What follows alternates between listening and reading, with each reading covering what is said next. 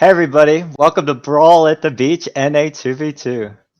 I'm STTP Wilson. I'm here with my favorite EU player. Want to introduce yourself?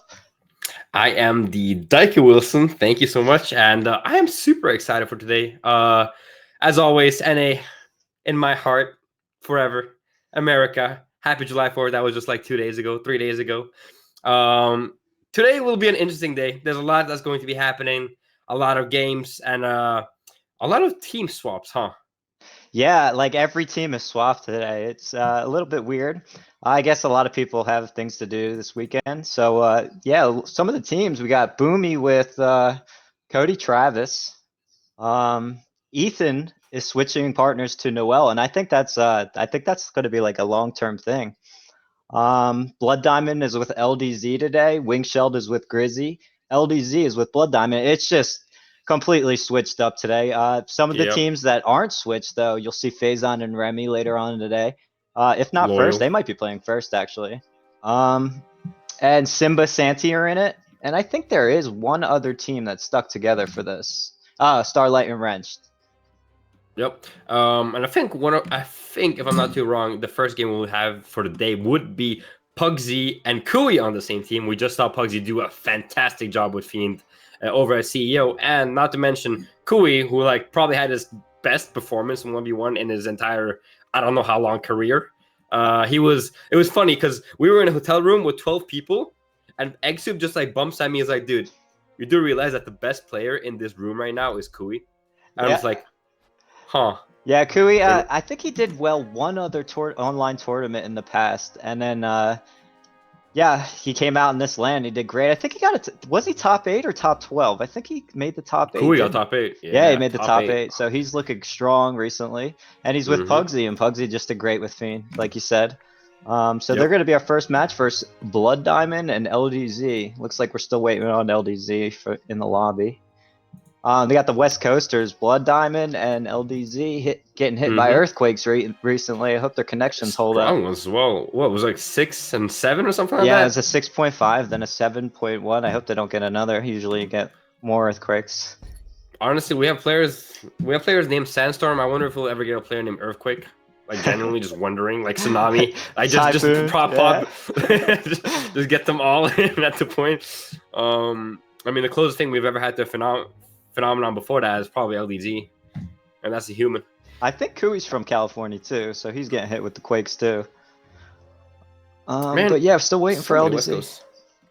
I wonder. I mean, they have 3 West Coast players in the Canadian at this point. Are they going to go US West? Yeah, I mean, I guess it's up. I guess it's up to them at this point if they want to play West. So, Wilson, what? We have NA. Did you watch EU? What? Their last online tournament? Yeah, Brawl at the Beach EU. I didn't watch that, but usually I tune into EU. Why? Who won?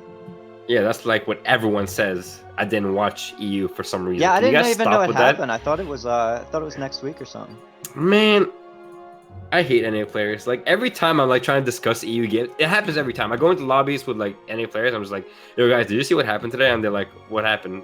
What real life event is going on? I'm just like, no, EU tournament. And they're like, what? Yeah, it's like you guys don't. It's literally like the representation of Americans knowing that nothing exists outside of America. That's just how it feels in the game as well. I mean, well, you got to give it to NA. They are the bomb at Brawlhalla. No one seems to beat them. So yeah, it's a little awkward tuning into EU. I like to tune into the NA tournaments myself. Yep. Anyways, we are still waiting for LDZ. Yeah, LDZ got hurt by another quake. He I don't know where he is at. Jesus. Speaking of quakes, man. Oh, here isn't he there? comes. He's logged in. Oh He's yeah. coming in. Isn't there like aftershocks and stuff like that when quakes happen? Yeah, I don't know. usually, I'm terrified. Yeah, it's weird. You usually get like little tremors afterwards, a bunch of little tremors, but like I think like the sea level rises and falls when that happens, and like I don't know. I think it had something to do with the eclipse. I'm not quite sure, but planetary alignment may cause earthquakes. It's just I don't know. Okay, all right, buddy. I'm no scientist, but I have a theory. So it looks like we're actually headed into the game right now. On the things I actually know, Brawlhalla. Well, I think I know considering I made 49th place. Anyways. 49. Khui on... Man, Oh, leave me man. alone. Ouch. Khui on that Cassidy. Khui on that Cassidy for this first game. That is a 2 to legend you don't get to see much. But that hammer is dangerous, and we have seen Khui do amazing things with hammer. Yeah, we've seen him on the guns at I mean, guns, my bad. He played Yes. Lucian at last LAN, so we'll see how it goes. Starting out pretty fast. Pugsy and Khui with a pretty good weapon lead with the start. Kind of both teams just swinging around, trying to get a feel for each other. I haven't hit. Nothing is connecting. Yeah, nothing is connecting. Finally, there goes DoubleDime, and DoubleDime is getting some damage on Pugsy off the side. Right, you can Pugsy tell comes these right teams back. have never. These teams don't play too much together. I can tell because they're kind of just going on their own ends and just trying to hit things. Oh! This is going to be trouble trying to getting get back for LDZ, and Khui doesn't defend off the edge against them. I think he had a clean edge guard there, but it didn't go off. Cool with that recovery. Alright, so both kind of hard to tell who's like keeping a good control of the game so far, but as both teams are just still kind of feeling each other out. But LDZ with that GC down into ground pound gets the KO. Khui on the other side gets the recovery of DoubleDime, or was the neutral stick? Not completely sure. And they're about even right now. Really close game so far. Pugsy gets LDZ off the side. See if he could protect him here. No, he decides to switch off. Both teams still frantically just moving around, trying to get their hits in. DoubleDime with that quick Sayer tries to follow it up with a neutral stick, does not land it. LDZ chasing around, recovering DoubleDime, and turns around, hits his teammate. As I Nice say, that edge was guard by the Pugsy on the edge on the left there. Yeah, Pugsy has lately been very, very solid with swords. I mean, watching him at CEO truly surprised me. We had multiple top players just talking about how Pugsy's swordplay seems very, very, very good for the amount of time he has played this game. Yeah, Pugsy gets gimped there though. Now he's on the one stock. He's got to play this super careful here. Yep. And he's off on the edge again. This is a dangerous spot for Pugsy, especially against an orb off stage. Here we go. See if he can get back on, and he gets back on. LDZ. And Pugsy is comfortable with hanging off stage here on the left. I guess this is his strategy to kind of conserve his stock off stage. Oh, LDZ kills himself. No, no, he he doesn't. got back. I didn't even think It's the LDZ magic, dude. I don't understand. That guy always has something left. It's like plot armor. I swear, dude, that guy doesn't have options left, and then randomly being just like, here.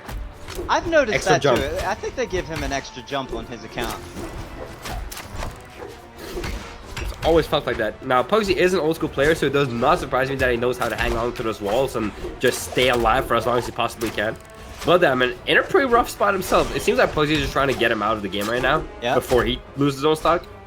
Pugsy has done a great job conserving this stock here. Staying alive, and he gets the LDZ. nair off the top. They're in a really good spot to win here. Red team. Yeah, DoubleDime kind of seems very afraid. Ooh, bad spot for Blood. Blood's off the side. Yep. Pugsy floating around, trying to help Khui. Does not manage to succeed. LDZ though with that double recovery. Off the top. Oh, DoubleDime drops it. So Pugsy actually had no options when DoubleDime hit that. Had he shot him off, he would have possibly been in a very, very good spot to get edge guarded. We see Pugsy off the top and LDZ it with ends the it off the read! top. That was a beautiful gravity cancel. Pugsy dodges up and LDZ reads it. Khui drops the recovery, but it doesn't matter because LDZ hits him back. He still does not die though. Khui could have ended it. I mean, equalized the sock. No, DoubleDime fighting ghosts, apparently. I don't know what's down there, but it's definitely not a good thing. DoubleDime needs to get on stage here. He really needs to play a little bit more passive and let LDZ take control here. Yep. It's a bit of an issue in 2v2 when, in 2v1s when your teammate is playing off stage because it's very hard to 2v1 someone off stage. And Khui Khui gets though. DoubleDime off. Now it's a 1v1. It's pretty close here. LDZ has, or Khui has a little advantage, but LDZ could bring this back very quick. Oh, Khui with the recovery. LDZ with the stare. Khui has nothing besides a jump. Oh, it's enough. Now we have talked about how Khui has got top 8 at the last online at the last LAN, but how is he going to perform against LDZ? Yeah, against the 2 times. Well, they're both West Coast playing on East. It could be a little awkward for them. We know LDZ does much better on LANs than he does online. I'm gonna have to give this one to Khui. We'll see. Oh, and he misses the recovery that might have killed. I think it was a little short to kill. Oh, and that is it. Stomps there for the kill. Khui takes it. Game recovery, 1, Khui Pugsy. Pugsy has Khui done a with great job conserving the stock. That's a lot of damage. Mm-hmm. Staying alive, and he gets the nair off the top. When I mean, in 2v1s, when your teammate is playing off stage, because it's very hard to. This is the most zoomed in replay I've ever seen in my life. Important. We see the details. Anyways, back straight to the map banning. Could not see what map they went. I think it was just I didn't see it either. They banned so fast. They want to get right back into it. Now Blood Diamond. I'm sure it's Mammoth. Yeah, it's Mammoth. Done with that bow. Does not want to be on that Koji anymore. Says, you know what? EU does this champion really good. Wilson does this champion really good, although he doesn't play it as much in 2v2. And then just Blood plays this a lot, so he should be pretty familiar with it. Yeah, LDZ kind of unafraid. He's been unarmed for like the past 15 seconds. He's just going at it. He's not running away. Unarmed. Unarmed's good. Some might say it's too good. Yeah. Nice dodge through the recovery by Pugsy there. I think that would have killed him if that hit. LDZ's trying his absolute best, man, right here. He's taken on so much damage so far on Pugsy's stock that they're sitting in a very comfortable position. Oh my god! And he gets interrupted as N-Sig. I think that the N-Sig still does the damage there, so they still got the damage in. It did the first portion of the damage, if I'm correct, because it has a 2-portion attack. However, Khui had such a great stand. LDZ with that signature another gravity cancel, if you've noticed. The LDZ's been great with the gravity cancel SIGs this match. LDZ's signature usage with Dust Orb has been very interesting to me so far. He seems pretty comfortable with it. Yeah, and I don't think Dusk has the best SIGs, but he's using the kit. And maybe the Orb SIGs are really good, but the Spear SIGs are hard to hit, I think. I think the Spear signatures are really bad. I think that's what makes them not as good. Some people say it's good, but they don't play the character enough, and I feel like they're just saying it because they want to say it. Yeah.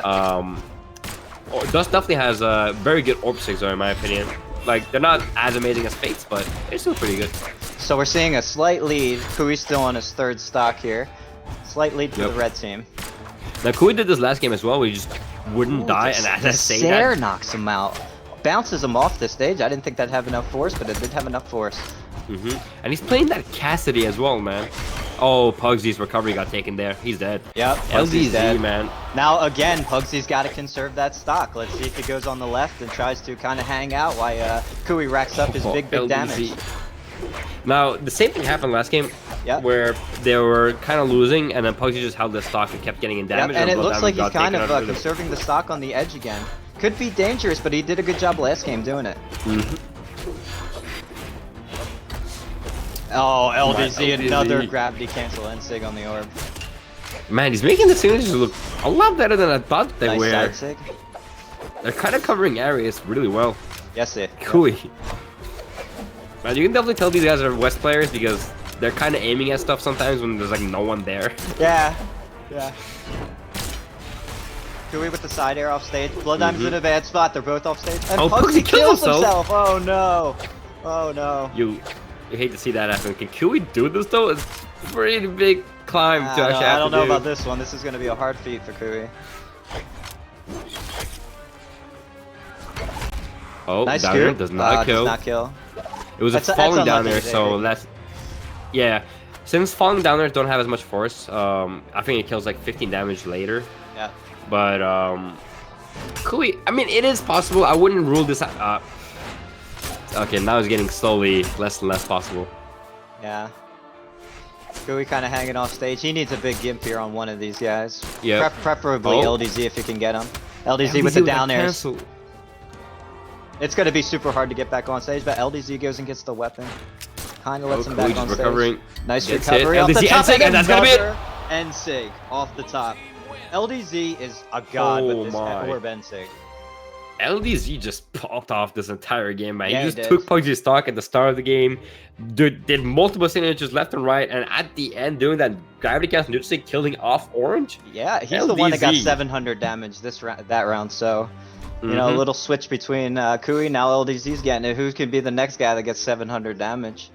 Now I wonder if Pugsy has a buff out lands, because so far he has been very underwhelming compared to what I am used to seeing. At least what I saw at land, that guy was something else, man. He truly was a Yeah, beast. this is a weird. This is a really weird match. It's a lot of guys that I don't feel do that well online, but then they get to the land and then they were like all top 8. So Yep. Yeah, it's pretty much the Battle of Land Warriors online. yes, yeah. Anyways, no character swaps this time. We will be going back to not Mammoth. No, We're going not back to Mammoth. Blackguard. We're on Blackguard this time. Now, will both players go for the weapons? Yep. It's weird. Blackguard is probably the only map where you don't see anyone trying to steal the weapon. Possibly because it's close to impossible. Yeah, that's an interesting thought. Do you discuss that with your partner, whether to go for the weapon or not, or protect it? Do you do that?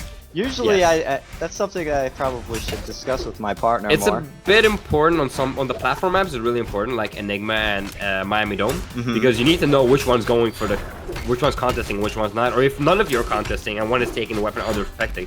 Yeah. Just being on the same page is really good, because early, honestly, Ooh, nice stomp. like 1/4 of 2v2 is just a start.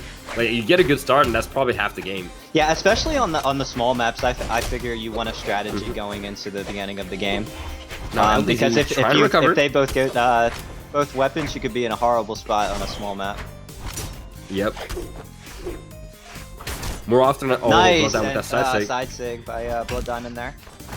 Blood Diamond survives the nair off the top. Let's see if they can rack up some damage here. Oh, Sarah does not kill LZ yet. Both players are very damaged. Actually, all 3 players are very, very damaged. Yep, and Khui is on a second stock. Stomp. Down there does not hit, but doesn't matter. He does the Sarah afterwards. Nice. Down there. And the scoop. Also That's a ends double up. knockout for Pugsy there. Neutral light. Ooh, just missed that combo.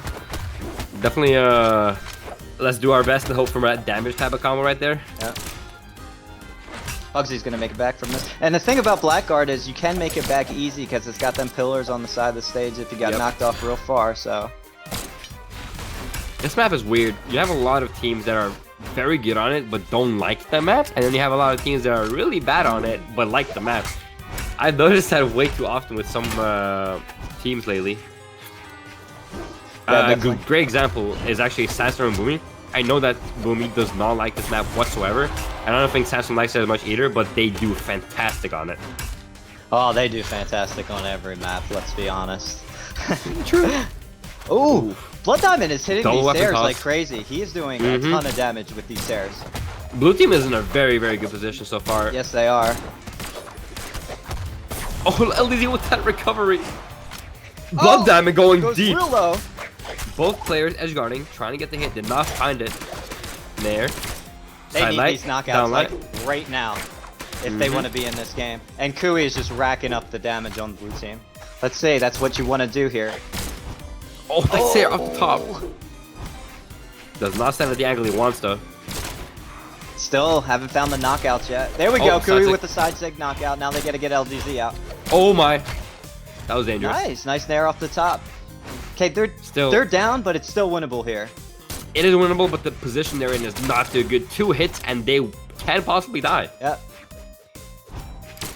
Well, Diamond's taking it easy. He's taking it a little bit slower, but he better think he's gonna get hit with a lot of nairs if he's playing a passive like that, especially from the hammer. Down there. Man, they're playing so passively, just trying to find hits. Yeah, Blood is I'm talking about the blue really team. got more passive here at the last stock. He's really. It's really funny how the blue team is in a huge lead and they're just trying not to mess up anything here. Yep. Oh, nice sig. side sig by Blood, and the end sig. This might be it. Does not hit that Khui sider. goes low. LDZ sider. Khui has nothing. Oh, GC nice down the gravity recovery. cancel. Oh my. He's that gotten was so many nice. gravity cancels this game. Yep. It's incredible. So LDZ Now- and Blood Diamond move on to the next round. And Blood Diamond carrying half of that load this time. He had 600. He had a lot of damage. Yeah. LDZ and DoubleDime move on. Khui and Pugsy are sent to the losers bracket. They did. I mean, games were really, really close. Yeah, they were close. They did. They did really well there for you know, first time teaming. But I think they're gonna stick with each other for upcoming tournaments. So it'll be fun to watch them how they evolve as a team. And I feel like they'll probably be there. I mean, they honestly both strike me as teams that would just do really good on LAN. It's definitely a team I would not want to play against. So, and Pugsy's saying we lost because Pingu made him change his name. Pingu, come on. Oh. Anyways, so far we have new players joining the lobby. I see a name that is revered. Isn't Matt one of those? He has like a legend behind his name, doesn't he? I'm not sure, but I know he plays a Sori. He's really good with the guitars. He's got the crazy gimps. Oh, so yes, he's one of those. Anyways, Remmy and Phazon are actually locking in double random. I pray to the Lord that this is not real. It's it might be real. I think it's gonna be real. First off, the teams got to switch. They got each other on wrong teams. Well, we have it cleaned up. DoubleDime and Matt on the red team. DoubleDime, our fellow, another West player, and by that it's West, but in Canada. And then you have Matt, who I've not heard much of before, but as you say, apparently he is very crazy with this game. So I'm very excited to see what he will do, especially with Remmy and Phazon doing double random. That to me strikes and smells like they don't care as much. This could bite them. Like they're gonna win. And then Remmy, he randoms a really low armored character, which might be pretty bad. We'll see. However, it does have bow, and Remmy is very, very, very good on bow. And besides that, Phazon is a person that has played multiple characters. So I wouldn't be too surprised if they still manage to take it out. But man, if there's few players I don't want to play random against, it's definitely someone like DoubleDime. Yeah. I'm surprised DoubleDime picked the Bryn here, to be honest. I haven't seen him on Bryn much lately. Nope. I mean, maybe NA is reading EU's gospel and finally starting to play more Axe in 2v2. DoubleDime, that recovery does not continue it. Phazon with the delay share to get Matt off stage. They're doing pretty good. DoubleDime and Matt are doing pretty good here, keeping up with the damage. Like I said, dancing by DoubleDime.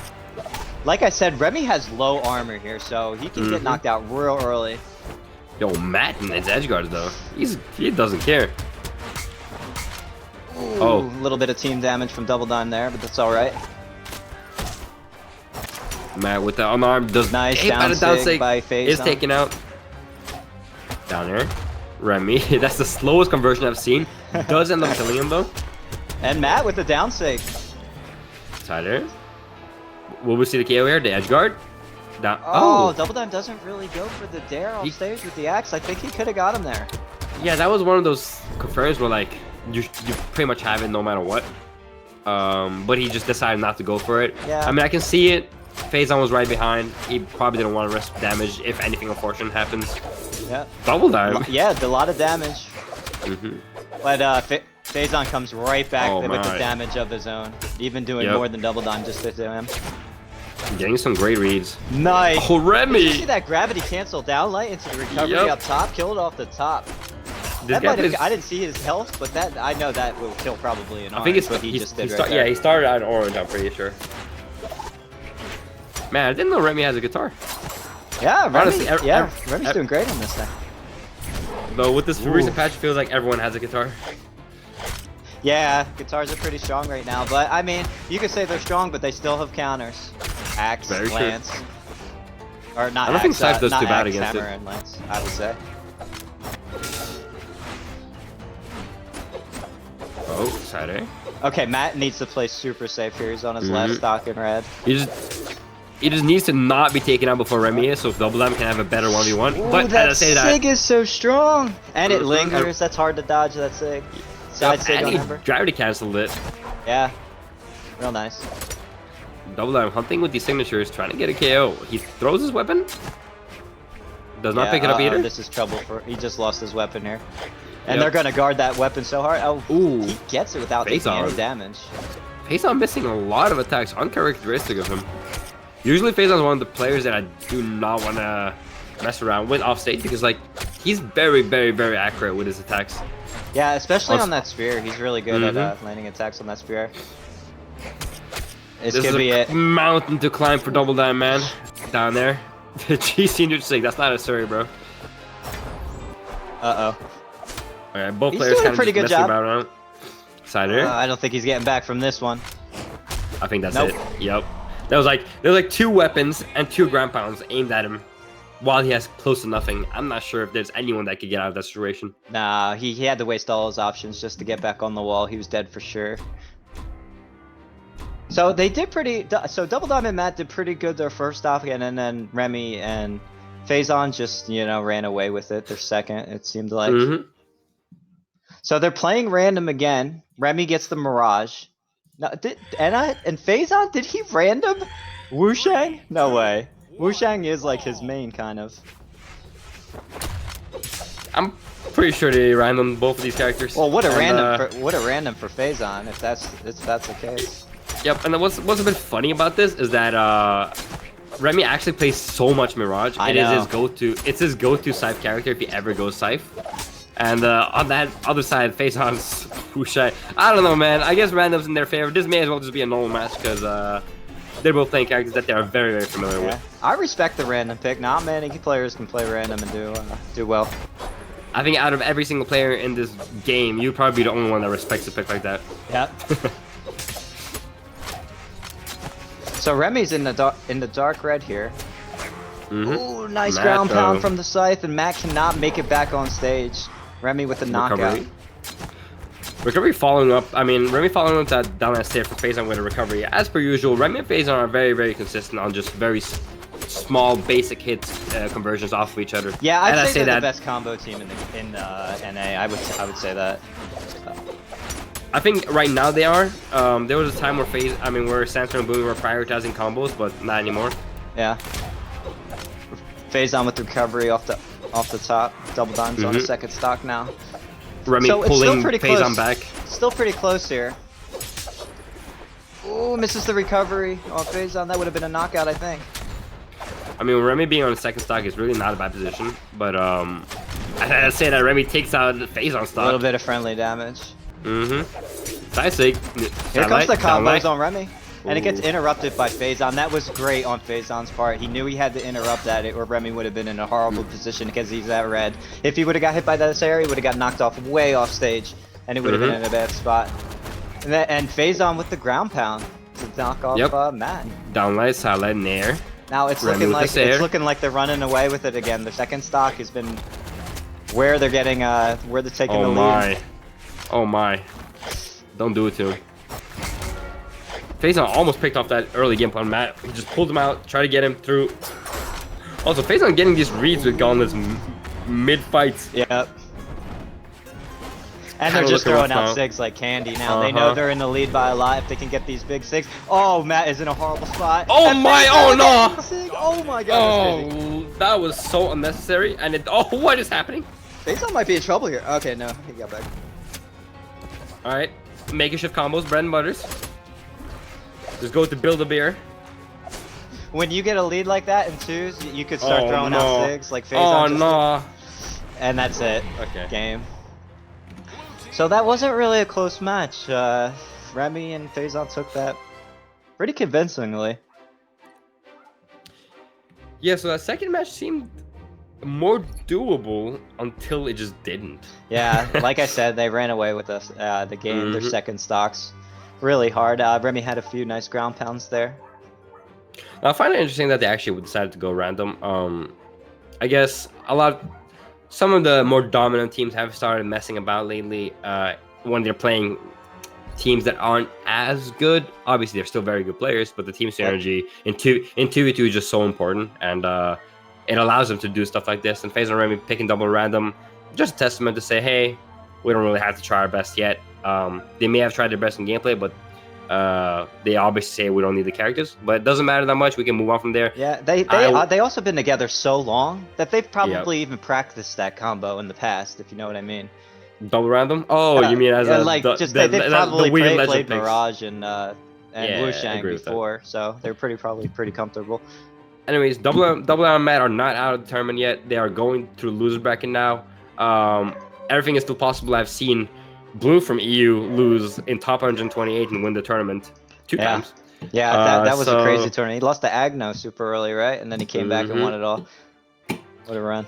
The only other person I've seen do that sort of thing is Wrenched. Wrenched at a few tournaments gets knocked out real early and then comes back and like, it doesn't win, but he gets like a top 3. Yeah, I mean, Sandstorm is a player that can probably do it as well. I mean, we saw it with Cody Travis taking him out as CEO and they just ran the gauntlet down and just took out pretty much like, what, 6 players back to back? Yeah. So next game, let's move on to the next game. We got the Penguin and Casey. I think that's a newer team too. I don't think the Penguin plays with Casey. At least he didn't at Last Land. He's a pretty good Hattori. Does Casey have any other name? Has he had another name in the past? I'm not sure. I only know him as Casey, but all right. No, I know he plays Hattori. We'll see what he picks here. And then we got on the other side, the blue team, another new team, Capped and iThrow. They play a lot of rank together, but this is now attorney. This is funny because Ethan dropped Capped after CEO because he was like, all right, it's been enough. We've gotten 3rd place. We've gotten 2nd place. I think they even won a tournament once. Yeah. But I kind of wanted to win lands, so he thinks that Noel is a better choice for him. And Noel actually dropped iThrow as well, as they weren't doing as good as he wished for. Yeah. So basically, the both players that got dropped teamed up together now, Cap and iThrow. That's versus what tends the two players. The 2 players that dropped their teammates are now teaming up. So interested to see Noel and Ethan later. I wonder how they will do. Yeah. But I say that we have to focus on this. The double Bodvar team. I'll tell you one thing. iThrow and Cap is going to be a funny team. I'll tell you one thing. I would not be dropping Cap if he was my partner. No way. I mean, iThrow is pretty good, man. Like, we got 7th. It felt good. Yeah. Yeah. iThrow's good at 2s. I played with him in the what is that, the Pro League, and we were on the green team together, and we did really well. Yep. We won 2 out of 3 of our matches. So we're getting into it. Anyways, the Penguin and Casey. Never heard of Casey before. I wonder how he's going to be playing. He's on that Asuri, so probably high octane gameplay. The Penguin is a scary. I don't know what's really happening here. Run checks online. Maybe a lag in game. No, it looks like they're getting into it. You know what's weird about this pick for Penguin? He's usually on his Brax, and he's a Lance main if you were to ask me. But he's been playing this Azov a lot. Now, Azov signatures are so good, man. Especially in 2s. I think he's very underrated in 2v2. Yeah. So happy to actually see that character, but look at him, iThrow, man, so far just kind of running at them with attacks. It's so weird having Lil Cap and iThrow on the same team. They're like the 2 opposites of what a Bodvar player is. Yeah. I'd say iThrow's a little bit more on the chaos side, and Lil Cap is more like, cool and calm and collected. But I think that kind of partnership works, because if you look at me and Steve too, I'm a little bit more calm while Steve's like goes crazy. So that tends to work, a team like that. Ooh, almost. If he was a little bit more damage there, Caps would have got that N-Sig on the sword. Now, I think it's interesting to have someone that's chaotic and someone that's calm on the same team, because the calm person can always get the scraps, which is really nice. Like whenever oh my. Ooh, a little bit of friendly damage by iThrow. That was so funny. So Cap actually gets the downlight Starlight and then tries to read him. Instead, iThrow reads both of them and just sidesteps them out. Yeah. iThrow's still on that. Oh, never mind. With the recovery off the top, this is a pretty close game. And especially early, it was going really bad for the blue team, but they have brought this back real nice. They're still in a slight lead, not doing too bad. And that lead is growing. However, the Penguin, he gets the game. Yeah, that's going to be it. The Penguin sares him, and off of the Sayer, Cap actually just recovers as quick as possible, and the Penguin actually goes for a ground pound. It connects, and that ends up being the very early game. Even if that ground pound had hit, had he not used his recovery, he could have survived. But that reminded me of you right there, kind of, Sayer off the wall into the ground pound. That's the kind of stuff, the crazy stuff you do. Yeah. A little bit too much. Yeah, I'd say a little bit too much. The Penguin, though, with his signatures. Man, that gimp was literally what they needed to actually come back into this game. They're right back in it now. Mm-hmm. So that downlight I throw with that good dodge, though. Doesn't matter. So we're seeing Penguin and Casey in the lead here. Mm-hmm. Against this but new Casey's team. kind of damaged, looking dangerous for him. Yep. The Penguin doing a fantastic job so far, keeping on a second stock, man. Oh, unlucky for Cap that scooped and kill Casey right there. Mm-hmm. Down nice. Nair. Synchronized Nair from both teams, actually. Yeah, I mean, only the one got knocked out, though. Not the right one either. Yep. Casey, though, getting... Oh, that might be it. Yep. Yep. Nice downlight recovery by Cap to finish off Casey. Now they got to play kind of cool, calm. Mm-hmm. They should be able to do this. Double sword, too. Good combo weapons together. Both players just neutral sliding left and right, man. There we go. Down light, there. Oh, neutral. Nice. They have combos. They got combos. They got combos. They're a new team, but they got combos already. Tries to convert that sideline into Sair. Does not get it. Recovery does not convert it off anything. Sair hits it. Just straight hits left and right. Both players tossing weapons. Yeah. Cap throws away his hammer right there. Avoiding that. So Cap's got to be careful because he is kind of in the red here. Mm-hmm. Penguin, man, just going for these weird attacks. Recovery dropping, hitting him from underneath though. That last hit, that's gonna be it. Yep. Oh, the synchronized GC signatures, man. Cap doing 800 damage. Wow. I didn't even you notice. don't drop Cap. You do not drop Cap. I didn't even notice Cap. I didn't even feel like Cap was doing damage that game that much. What happened? He just went off. He hit a lot of downlight recoveries, especially on Casey that game. Mm-hmm. So well, I wonder if we'll get a Penguin. switch. Yep, we're seeing the switch from the Penguin to Vrax. Now I think Penguin likes platforms, so we might see them go to a platform here. Would make sense, man. If there's a character I really hate playing against, sometimes it's just Vrax. Especially the sporadic Vraxes, the ones that just like are everywhere. But they banned the plat. This is a little weird because Penguin is great with the down sig on Lance, on Vrax Lance. Off platforms, how he's like slide charges it, and I feel like both Cap and Ithro actually prefer not having platform maps. You know what I like about Ithro? What he's doing here? He switched to the big rig bone bar since he's teaming with Cap now. Yep, the trucker one, as I like to call it. The two big rigs. The left stick down bar. Yep, the left stick down one. Mm-hmm. Neutral light. Pretty solid start so far. I love a little bit of friendly damage there. Uh-huh, just reminding him that he's still mortal.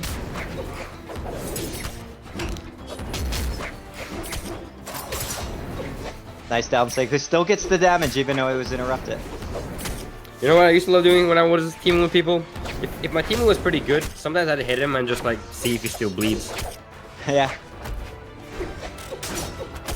I mean, there's a lot of times that you want to hit your teammate because it'll be beneficial. Like, if you can hit both of the players, there's times you want to do it, and there's times you don't want to do it. Nice down sig by Casey.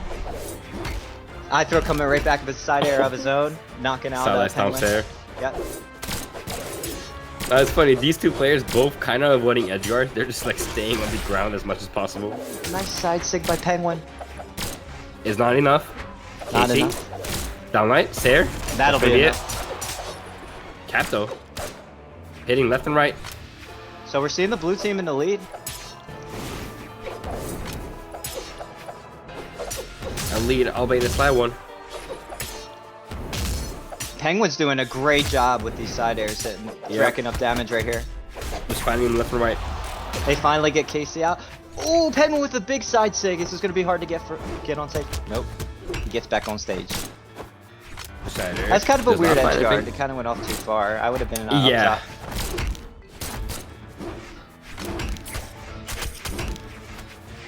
Oh man, I can barely talk. Honestly, both teams just trying to absolute best to try and get a KO on each of the red members. Starlight. That is not the tax. Oh, Casey survives that scoop. Not that Nair though. And it looks like the red team brought this back really nice. Let's see if they can rack up damage before they get their stocks taken off them. Oh, falling cider. There it is. I told you about that slide bug. There it is by the penguin. He is amazing Honestly, at that. It has a deceiving range as well. I feel like I've spaced it out so many times, but I still get hit by it. Yeah, that does have a long range, and it hits close. Like it hits. You have like an inner hitbox of that too. As this game is going on, we just slowly hear Wilson's hatred for Rex. Oh, I hate Lance. Lance is like, oh, it's my kryptonite. It's like horrible. I used to play Rex against you, right?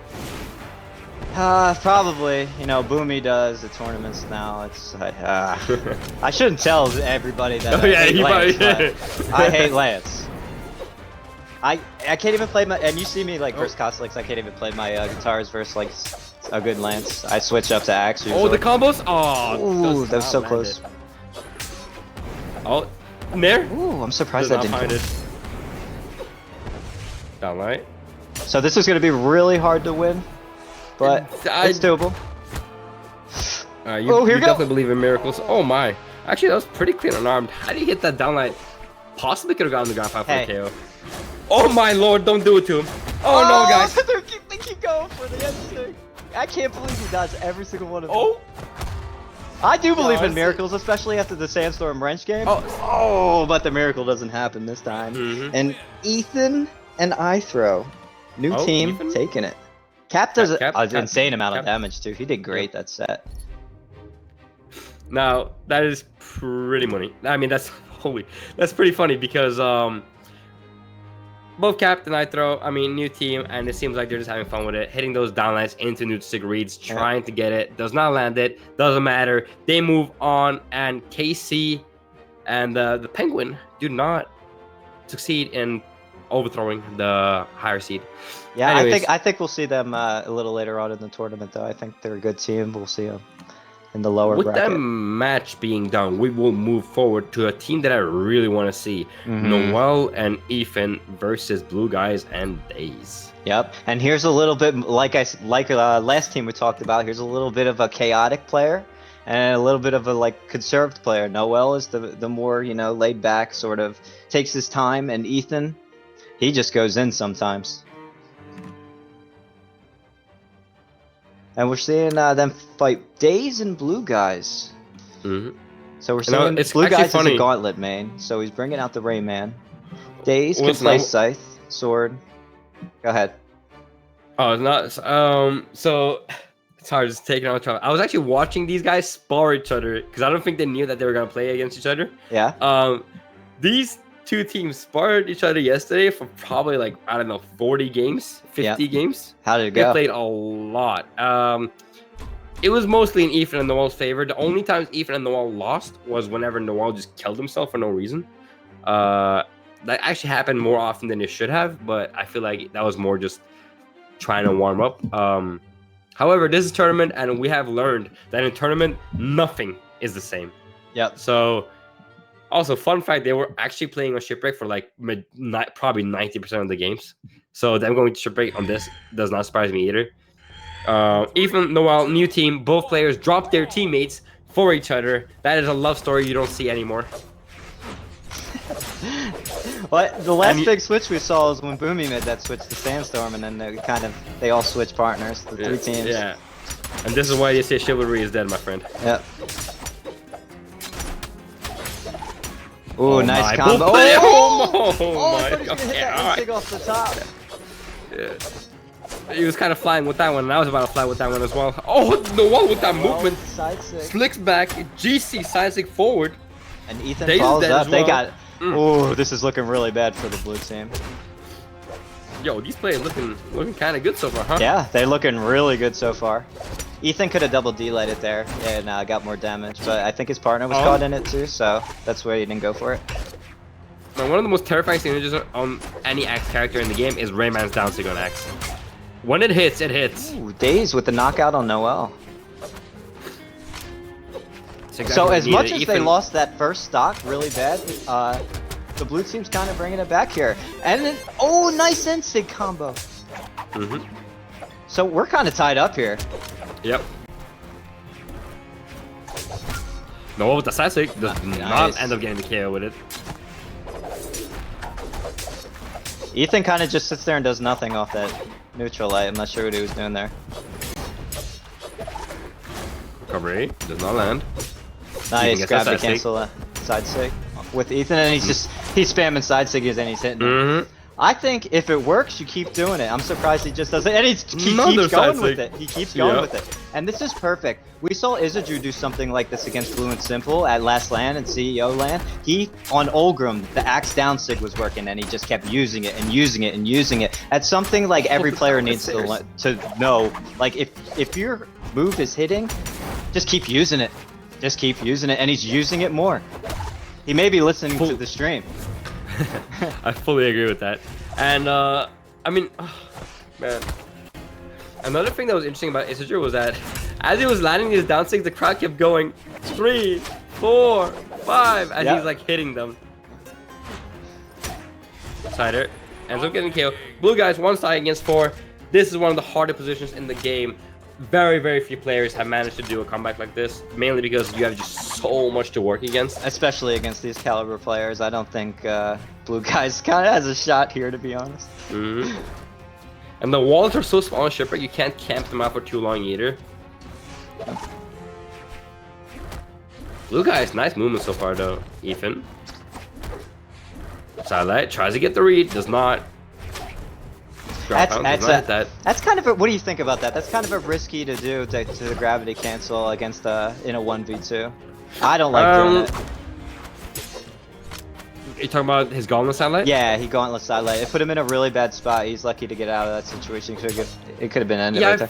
I think because of how much movement. Oh, that's Cider. That's why. Yeah, Cider. They take that convincingly. I think because of how much movement Gauntlet Satellite gives, it's one of the less riskier ones. I still prefer not to gravity cancel when I'm playing 1v2s though, because if you mess up, you're taking white to orange damage instantly. Yeah. However, he was already up in the air. I don't think it was the worst read, but I would have preferred him to just recovery. Yep. Honestly, I don't want to put myself in his shoes though, because it was not a position to win from the start, and it was just an uphill battle trying his absolute best to see if he can actually find something. Could not. Noel and Ethan are solid players, higher caliber players that will not let an opportunity like that slip that easily. So, with that said, we move on. A lot of maps banned out, Shipwreck specifically banned out first, and they go to Great Hall. Yeah, I think they're just throwing it. They really don't know what to do here, I don't think. So they picked all the maps that that the other team isn't familiar with. They banned out. So that's sometimes a good strategy. Take them to a map that not many people are familiar with. Yeah, I agree with that. I think Great Hall is always really interesting because how the platforms work specifically. A lot of people ledge cancel accidentally on this map, so they don't want to play it. Yeah. Man, both players are just so good at putting you in the air and then keeping you there. These are probably two of the players that love doing that the most. What a combo! The bow side light into the down light dare into the Tommy mat. That was a great combo. And he hit both with the Tommy mat. That was interesting because he was hitting it on blue guys, but Ethan tosses Days into it midway. Yeah. Gotta love it when that happens. You know he wasn't aiming for it, but hey, he'll take it. No shot decider. Ethan trying to get that down at neutral stick. Kinda. Well, it was risky, but you know what? The reward was so high there because if he hit it, if he didn't get interrupted and he hit that, that would have been a kill. Down that punish for that. Ooh, Ethan takes the side sig in the face. Yep. So it's a pretty close game again, but we saw last game that Noel and Ethan just ran away with it. About mid-game. That quick, swift punch, man. Raymassing just always baffles me when they hit. Yeah. And you know what? Something I learned about Rayman Gauntlet side sig. You know how you have to charge it? I always thought there wasn't like a visual cue until someone said, when you see the stars on the side sig, that's when you know to release and it's fully charged. So. Yeah, I love that you already don't remember me because that was actually. That was you? I told you that. Oh yeah.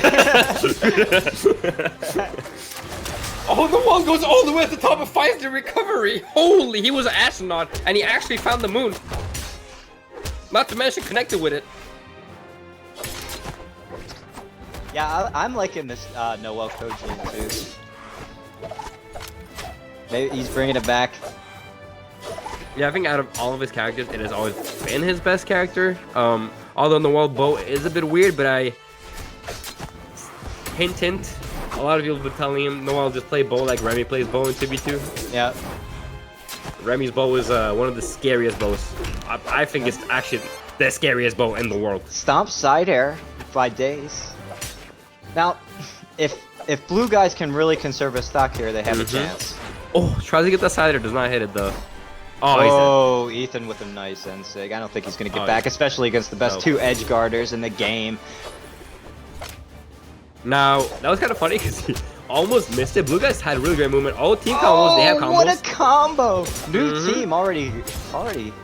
They've been a team for 3 days, boys. 3 days doing stuff like that already. Ethan touch will be fun here. Oh, nice. Wow, he extra charged that. I wonder if he could dodge out of it. I don't like how long that stuns.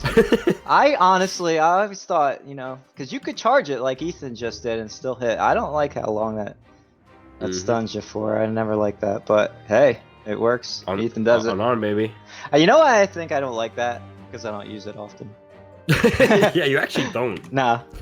Now that recovery got nerfed, it is the most people. It was funny because when this started first happening, Bumi was one of the only people that was doing it. Yep. And this is a year and a half ago, a long time ago. And then other people started doing it. Now everybody does it now. Yeah. Yeah, but and then people just kind of forgot about it for a bit, and only like some people kept doing it. And then recovery getting nerfed was like, all right, guys, it's time to actually just download new stick every single time when we can. So looking at the brackets, it's looking like Phazon and Remmy are gonna fight in the winners quarterfinal. Hasin and Cosolix. Hasin and Cosolix beat Tiffany in parallel.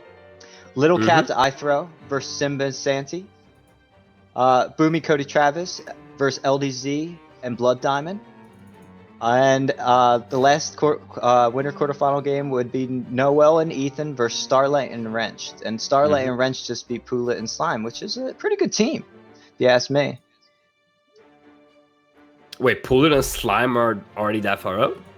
Yeah, they just lost to Starlight and Wrenched in the winners round 1. Okay. Now, Poolit is a name that gives me the shudders every time I hear it, huh? Yeah, he plays a good scythe. So the next match, it looks like Phazon and Remmy are going to be playing Hasin, which is a great Thor main, and Cosolix, the Lance King. Now, the first time I heard of Hasin was it Mountain Dew? Or was it the tournament after that? Where it was probably Mountain Dew because he beat me. Yep. Oh, okay, he beat me on Thor. Yeah, that's what happened. And then someone else on the other side got beaten by another player, and then Hasin beat that player, and he just went super far. Yeah, he took my spot, and he had a pretty good road after that. He beat me pretty early. Yeah, Hasin can play. He can play this Thor. I think Thor is a really good character. I'd probably put Thor in my top 3, honestly. Characters in the game. Wow. And Hasin plays it incredible. I think Thor is really good, but there's just something that's off about him, man. I don't know what it was, but there was something off about him. His hammer, though, is possibly like the best. Probably the best hammer. Cassidy, though? Yeah, Cassidy has... It would be between Thor and Cassidy, I would say. Yeah. It's just Thor's side stick is unreal. Thor's down stick is so good in 2v2 at least. Also good in 1v1 if you can act. Like, off of dodge reads, down stick just covers so much. Yep. So, yeah, Thor is one of the scariest characters. Anyways, Remmy Phazon still with that random pick against Cosolix and Yeah, Hasin. now this might bite them in the butt here because I wouldn't want to be playing random against What happens if they get guitars? They're toast. If they both get the guitars on random here, they're done. Because Cosolix eats it up with his lance. Yep, this is honestly, playing against two players that play the way these two do, I would never go random. No, never. I wouldn't. And also the thing is, like, worst case scenario, right? You give them the win, and then you're like, all right, let's swap. And then they beat you on the second game. Like, that's it. Yeah, I think that they're going to be playing random until they lose, and then we'll see the switches. Like JT says, cry me a river at that point, because you're out. Yep. So we're seeing the bans. Blackguard is left open. Really good maps for them. Mammoth Fortress is left open, and Shipwreck Falls. It's going to be interesting to see what they go to. I think Shipwreck is going to be banned for this red team here. I don't think they're You're gonna not- go. Oh, and they do. Nope. That's a little bit weird because I don't like playing Lance on ship. Yeah, but Cosolix is a very, very weird Lance player, and that guy loves starving you out. Yeah. That guy genuinely loves maps like that. Now, Remmy with that Brawlhalla, actually not a bad. These legend aren't bad against this picks. These team. aren't bad picks against this team. Yep. Had it been reversed, I would have been more fearful. Remmy already without a weapon, being starved out, gets the axe. I don't think Remmy has an axe, but Remmy has a lot of weapons, surprisingly, sometimes. He likes to practice things that are not his main legend when he just plays the game. Now the Jala has low armor here, so it's gonna be he's gonna be getting knocked out super early. He's already at the ready, and he's took like five hits. Yep. Nair recovery does not land. Cosolix being edge guarded. Hasin backs him up. Bit of team damage here. Yep. Cosolix with the recovery almost sucked him out, and that hammer side sig off the edge is scary. How low it reaches down there. Nice side sig by Remmy. Knockout.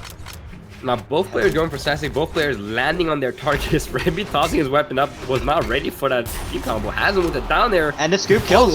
Low armor. Cosolix with that reverse Nair with decider. I'm not sure if that's true anymore, but that is. I think it's like one. I think you get like one. It's super hard to dodge out of. It's like 1 or 2 frames to dodge out of it. You got to be perfect.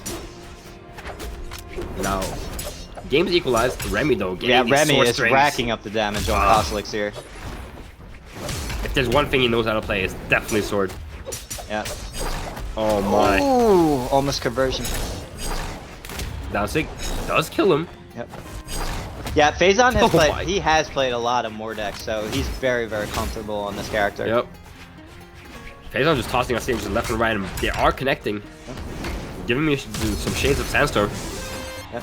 Remy's doing a great job here, especially on this low armor. He's doing a great job racking up the damage, especially on Cosolix. And it looks like he's focusing Cosolix for most of this round. Down sig. He may be in trouble here. Yeah, Cosolix with the ground pound off stage. He put himself in a really bad situation by doing that ground pound. Oh, down there side sig. Nice interrupt. Oh my. Neutral items to neutral sig. That is close to impossible. The only way to get out of that if you don't have dodge is to jump away. Nice down sig. That was spaced perfect by Remmy. Remmy did an incredible job on that Jala there, especially against Cosolix. Yep, and Phazon actually very familiar with the Mordex. Man, these players actually do play a lot of characters, huh? Yeah. Not looking like one tricks. No, yeah, Phazon could play everything. He switched. Like there was not too long ago where he was like switching every tourney. Now Phazon on the Jala, or should I say Finn, and Thor on Remmy. Once again, characters they're probably not too bad. With Remmy does not know how to play Orb though. I know that for a fact. Yeah, I don't think I've ever seen Remmy on the Orb. However, his hammer's pretty legit, so I'm interested to see how this goes. But I know he's played a lot of hammer in the past, so he should be pretty comfortable still. Oh, nice stomp into the end sig. Knows about it.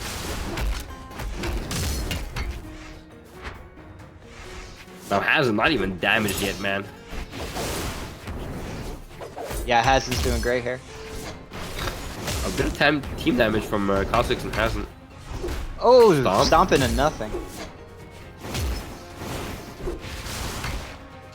Nair. Nice Nair. Another Nair. That's 2 Nairs. Knock him out. Phazon finding a ghost down there. Ooh, Cosolix with the ground pound off the right.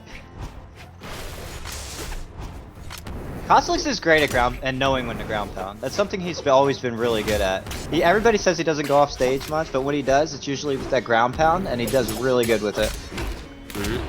I think Cosolix just avoids it unless he knows for a fact that he's probably going to hit it. Yeah. Nice side sig by Phazon. Man, is that going to kill? It actually did kill. It did kill. I would have been out there. Somehow Phazon knew that already killed, but I would have been out there probably trying to defend it. Man, double edge guarding Cosolix. Cosolix is not using recovery though. Cosolix so good at knowing when. Yep. Ooh. There it is with the ground pound again. He goes for it again. During that entire interaction, Cosolix never uses recovery once. This guy really knows how to recover with Lance. Yeah, he's great at getting back on stage with it. Oh, a little bit of friendly damage. Cosolix side sigs. Hasin, and he gets side sigged himself. That was just a chain of bad events for Cosolix right there. Man, Hasin's doing such a good job so far this entire game. Even though blue team is in the heavy lead, Hasin's been doing a really good job trying to equalize the stocks, and he does. Yeah. Gets the Remmy. Cosolix just barely missed it. missing that ground pound. I'm glad we have a player like Hasin in the community now. He's really showed up to these tournaments and done really well for himself. Not too long ago, he was just this new player no one knew.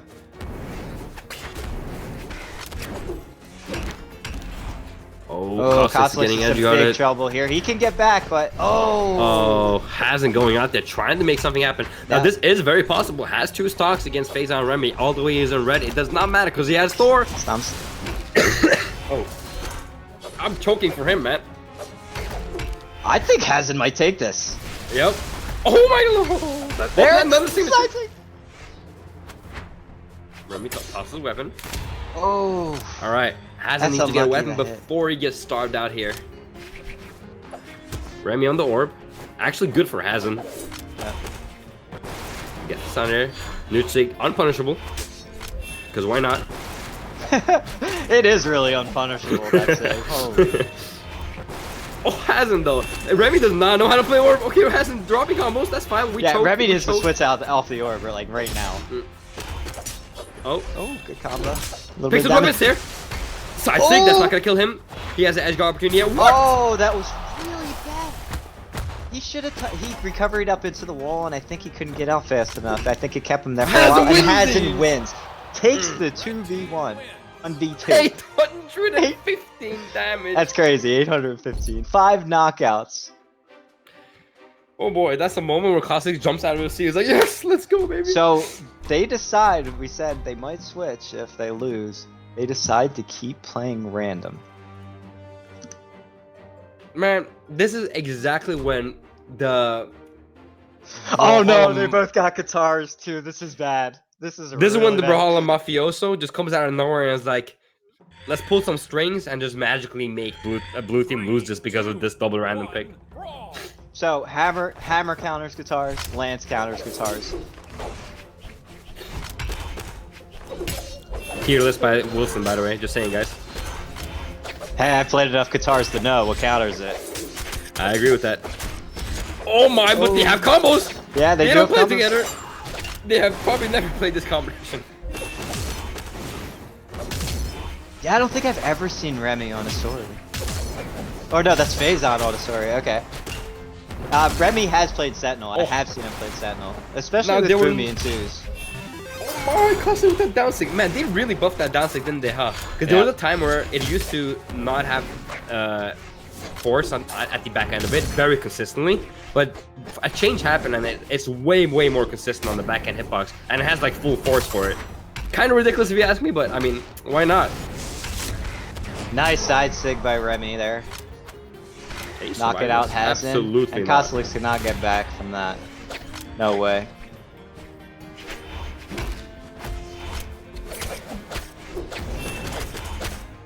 Phazon just Ooh, getting these Phazon with the attacks. guitars. Mm-hmm. This is uncharacteristic to be for Cosolix to lose so bad against a guitar matchup here. Yeah, I think it has to do with Phazon being a bit of an odd player though. Yeah. Phazon usually doesn't play characters the same way other people do. Hasin Like with you the have neutral the- light. That's not gonna finish him. You have the Atrophius scythe, you have the and the type of scythe, then you have Sansa scythe, and you have like Phazon scythe, which is kind of weird on the other side of it. Ooh, Cosolix with a nice side air to knock him out. Oh, and Remy's out So with him. They are we're in the seeing lead. the red team. The Mhm. random is haunting them right now. I told you it would be tough for this team to win here. Man, Remmy getting these double down lines knows that you cannot just follow it up instantly. Have to find a read first. Oh, he got Okay. saved there. Hasin got That was saved by insane. Ricochet. Yeah. Remmy goes for a down stick as Phazon goes for a side stick. Side stick would have had more force and would have killed him, but Remmy hits him with a down stick, bounces him off the ground, and does not end up getting killed. Does not matter, because they still find it. So we saw the red team up, but now the blue team take that that lead back real quick. Now it looks like they're in a really good spot to win this all. Man, Cosolix kind of. Cosolix needs to stop taking damage here somehow. Yeah, and he just keeps taking damage. Right, way too much. Oh, and Phazon with that side sig. He didn't wait for that. Finding him. Hasn't pulled it off twice though. This is gonna be a hard. This is way harder than last game. Oh, he has nothing, and that's it. And Remmy and Phazon take it 2-1. What? That was still really well played by Cosolix, and especially Hasin there. Hasin did very close amazing. matches. Yeah, they were really close. I kind of wanted Remmy and Phazon to lose just because of random picks, man. But I mean, they're a team that gets down, and they're always trying their hardest. They don't get down, you know. They may be down, but they don't get down. You saw it versus me and Steve played them. We were up 2-0, and they came back. They're always cool, calm, collected, and you know, going out to win. So it wasn't surprising that they came back. Nope, not surprising at all. And at the same time, I think that was their last match for top 8, if I am not they're mistaken. in top 8. Phazon and Remmy have made the top 8. They're done for the day. They can relax, play a new game. So now moving on. Yep. What do we have here, Wilson? Please explain it. Little capped Arthro, both big rig both bars, and then we have Simba and Santi, a team that's been together for probably 4 to 6 months now. So they have a lot of time together. This should be an interesting match. Now, I can't even tell you who I'd give it to here if I were to guess. I think they're both on the same level here. Simba and Santi is a team that I played against on LAN, and when they're on point, they're very scary. But they do crumble. Once they crumble, dude. That team does not come back once they have crumbled. That's what it felt like for me, at least. When they lose their game plan, they just struggle, and they're kind of fishing for games way too much. So I wonder what's gonna happen with this team. Little Cap and Ithro, honestly, 2 players that have genuinely always just been solid. Not necessarily star power in any of them, but nice combo. Nice combo by the blue team there. Yeah, these bouncing back just misses and forth. the delay on the follow-up. If he hit that delay, he would have been dead. Arguably, Simba and Santi is also a terrifying online team. There's something about them online that makes them very scary, but Captain Ithro just like tossing. Oh my. Captain Ithro, synchronized stairs off each side. You're right about that. Santi, it seems, is better online, and it's weird. You see a lot of players online that aren't as good, and they come to LANs, they're amazing. But Santi is like the opposite. It seems to me. He's on LAN, he's like, he's all right, but on online, he's like, oof, a kid. You don't want to mess with him. Everyone has always said that from NA. They're like, man, Santi's a person I want to go into too early. Yeah, he's getting his power ranking up there now, so he's not... Oh my, what is this, dude? Oh my god, Simba and Santi with a huge... That was so weird. They were like walking forward together, just hitting left, right, up, down. That was some Resident Evil type of like walking through the hallway. Simba. And Simba! Simba, keep going! Look at the what? That was a lucky reversal. I thought Simba had him there. But it's still... Simba still racked up a ton of damage on Ithro. Oh yeah. That was so funny. Simba kind of gets him, but he gets stuck there. Ithro wakes up with a nair. It actually bounces him off the platform, ends up killing him, and then saving himself with a chase dodge. What is happening so far? All I'm seeing is attacks left or right, man. People are dying, Wilson. They're dying. This is a really close match. I'm surprised Red Team is still in the lead. It looks like... It's looking like Simba and Santi are actually like winning, but like they're not. It's really weird. Because they're landing more combos, and they had that super amazing edge guard Simba did. But still, no. Oh, okay. I thought we were about to see someone go to Here's another combo. Oh, Simba gets caught in it though.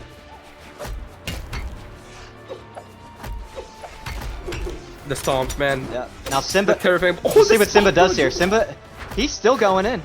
Like, see, I think he should have played a little bit more passive there because he was super low or super high health. But he decides to just keep going in, and probably was a mistake. Okay. Dead. I have no idea what was happening. The one moment red team was on the lead, the other moment the blue team was on the lead, the other moment the blue team was winning. Yeah. Getting these KOs, and then randomly they're dead. That was a fast game. That was a really fast played game. So here we see it. Oh. So they leave 2 platforms open. Simba and Santi, Small Enigma and Great Hall. which are both banned out, and they go back to the Mammoth. Interesting. Now, will we see a bit of a slower game, or are we gonna just be high impact? No, I think these are high intensity players, especially Simba and Santi, and I-Throw is pretty fast too with his play. The only really reserved one in this game is Cat. So this is a fast-paced game. Yep, Cat pretty much the solid drummer of a band, just always on beat, sitting back there, never missing it. And half the time the blue team is comboing with the red team, like one of them and one of them. Dude, no one cares. Like they actually genuinely don't care. Oh, you're in the combo. Well, here you see, just may as well continue it, huh? Yeah, might as well. Right? Oh, perfect combo. Simba finishes with the N-Sig there. Goes through him, dude. Dodges, and then Santi hits him from behind, and then Simba's like, all right, now I'm in perfect position. So it looks like the blue team is up by just a tad here, but we're even pretty much. I'm gonna say. Okay. Now it's it got a little bit more slowed down this game a little bit. Yep. Still pretty fast compared to the other games we have had. Yep. Oh my, that down there into safe conversion, Simba? Yeah. What are you? Simba's so explosive. He's very fun to watch. In ones, he's the same. He'll be passive, and you think he's like playing passive, and you're like, oh my god, and then he'll just explode and do something crazy. That's just the type of player he is. Really fun to watch. Oh my, Santi is trying to avoid these attacks. Doesn't get it by down at the end, but it doesn't matter because Cap nails both of them. Racking up so much damage on this hammer at the moment. Here comes the combo. Oh, team combos? Yep. That works. It's like when you're going out fishing, and there's really not that much fish, so you just get some random salmon. Yep. Trying to feed Next families stock with is huge. whatever we can. Next stock is huge to get the knockout here. And Santi is the one taken down. But Simba gets the side air. Oh no! What? Oh, Simba could have recovered. All he had to do was dare, and he would have touched the wall. Maybe it was his input didn't come out. I don't know what happened there, but that's detrimental if dying there. Man, they're so scary on these double hammers. These two players are one of the more terrifying hammer players in the game. Yeah. And when you both stack up against them, oh boy. And hammer is a terrifying weapon right now, especially with the grounded nair that you can hit. A BMG? Anyways, I like it. I think hammer needed it kind of. Yeah, it's just they didn't make Axe hit ground in there, so I feel like there's some prejudices going on. Like Axe lives matters too. Yeah. But apparently not. Simba trying to get this conversion off it, does not get it. Santi in the middle of both. Even though Simba died there, the blue team's bringing this back really nice. This is the battle between Simba and Cap right now. Yeah. One of them will die before the other. Which one it will be, I don't know yet. Santi. Oh, that was so close, that N-Sig on Santi. Someone's gonna die. I don't want it to be me, man. Oh no! Oh, the team combo. We are dead even. This next knockout is huge. Yeet! It's huge. Does not get it. There. Santi's still alive off the nair. Stomps there. Ah, Simba's out. Santi, this is what legends are made of. Yep. This is when you win these. Oh my god, apparently so not. unlucky with that recovery, It's not killing. too nerfed. What armor does Bonebard have? Oh man. Oh, Santi's. He's gonna get this. No Go, way. Santi. Nah. Oh, Santi clutches it out with the recovery. Keeps his team in the game. We're tied 1-1 going into game 3. This is this is the best match I've seen so far in this tourney.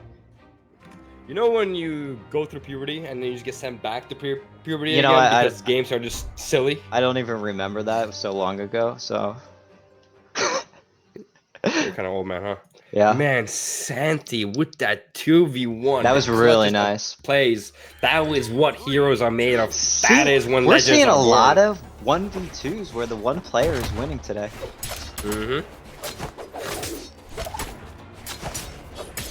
Now that is bound to happen when you have teams that aren't as synergizing. Wow, Simba and Santi though, they really have great conversions off of single hits.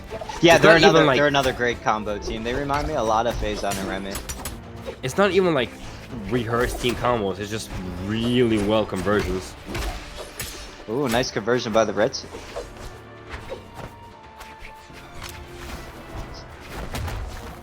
Santi kind of weapon starving his own teammate, making the game extra difficult.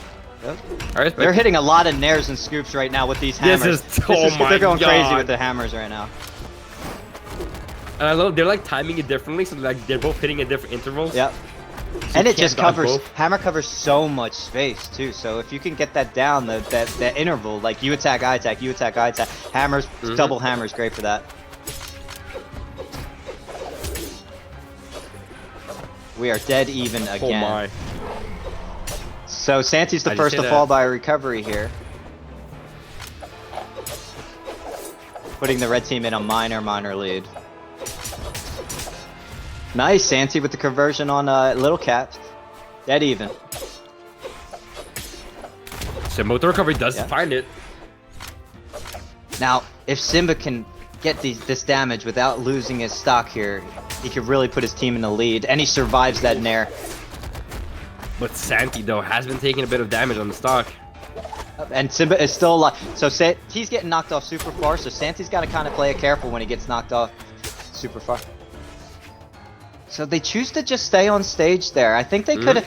I think they could have probably done something to Santi off stage there. You know, Simba was dead, and they could have maybe went for something, but they decided to stay on stage. The red team there. Possibly, but like I said, Wilson, Lil Cat and Aithro are a team that just want to stay on stage as much as possible. You think? Because I think Ithro can play well off stage. Yes. I know Kath is a little bit more of an on-stage guy, but Both players dying, Santi and Cap dying at the same time. The thing is, going off stage against a team of two off-stage players wouldn't. Oh, and and a grab on. conversion. He had to use every In the option. lead. That was great. Great edge guard by Simba. Simba is really good at edge guarding. He can, Oh, oof, the double recovery. Blue team are in a way too good position at this point. And lucky DI's in the game because that might have knocked out if there wasn't a DI. Down there, recovery. And Simba's just racking up the damage here. Oh my god. Oh, another recovery off the top. They're just getting juggled by Simba and Santi's nairs right now, and recoveries. Here comes a big combo. Here it comes. Oh! Okay, so Santi's got to kind of just run away here. He cannot die. He's got to wait for Simba. Yep, let Simba take the lead here, and I think he got this.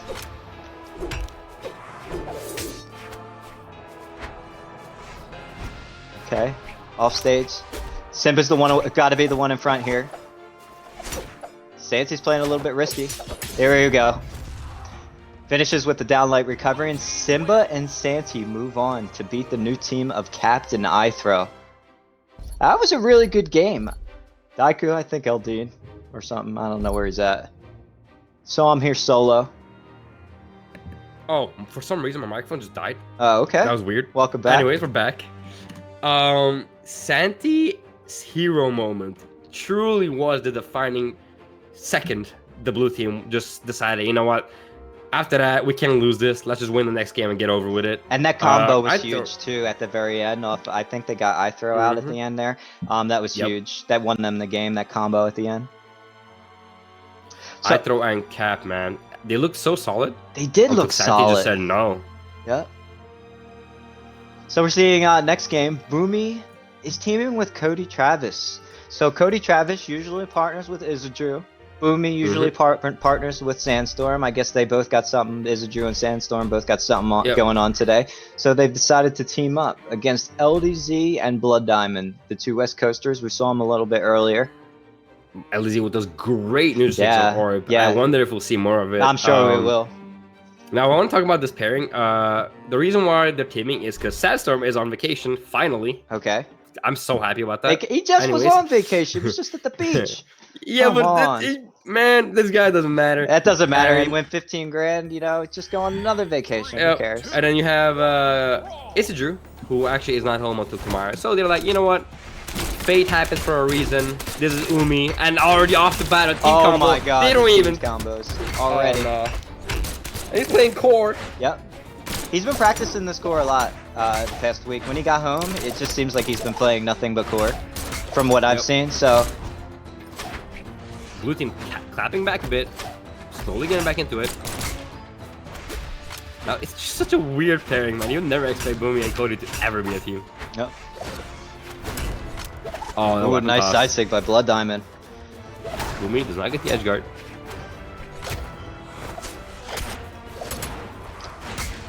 Oh, Cody Travis. yeah. With his down airs off stage, you don't want to be. See, LDZ, he's usually good at playing off stage, but you've got to really watch Cody off stage with them down airs on max. Yeah.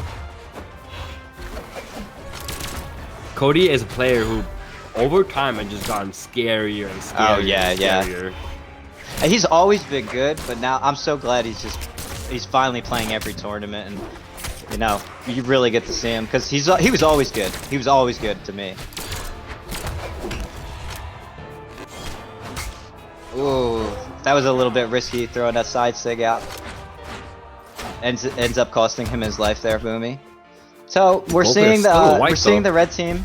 Nice conversion, the downlight into the ground pound off the side, and downlight into the ground pound again. Bumi is great at that.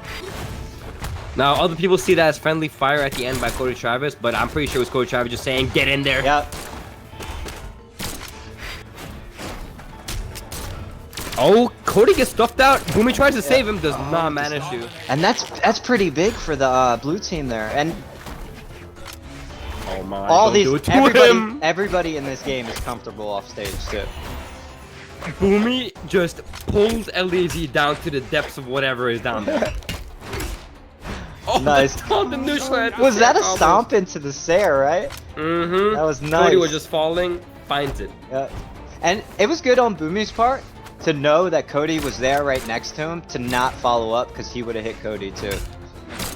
Now Bumi has been playing all combos. What we see? Oh my! Picks up the weapon! Oh my god! Movement, Nani, dude, Bumi. He's just his IQ is huge. Like to know that the weapon's there and he can still combo with it. That just takes some fast thinking what he just did right there. He just backdash, jump, ledge cancel, picks up the weapon, downlights him. Yeah. As a team combo. He's sick. He's a sicko. Nah. Yeah. Oh my. Oh, he's dead. Get me out of here. I don't want to cast anymore. He's insane. That's all I gotta say about the guy. He's insane. Just to think that fast, like you don't see players do that. That's just he's one of a kind. That's crazy. Oh, we'll see the replay on this. Please tell me we see the replay on this. Toast, do not fail me. Oh. Oh. So we're seeing LDZ and All Blood slow on the bands. They're probably talking to each other. Going right Anyways, back to Mammoth. With that, regroup your thoughts. This did happen when LDZ and DoubleDime did play against do not remember who was again, but DoubleDime just swapped. These players have great mentalities. They're fine. New game, new opportunities. It's like me, new day. Actually, it never works out for me when I think about it. You gotta stop being so down on yourself. I think that's half your problem. Anyways, Dear God, act Cody like Travis. So we're seeing LDZ and Cody off the left, off stage here.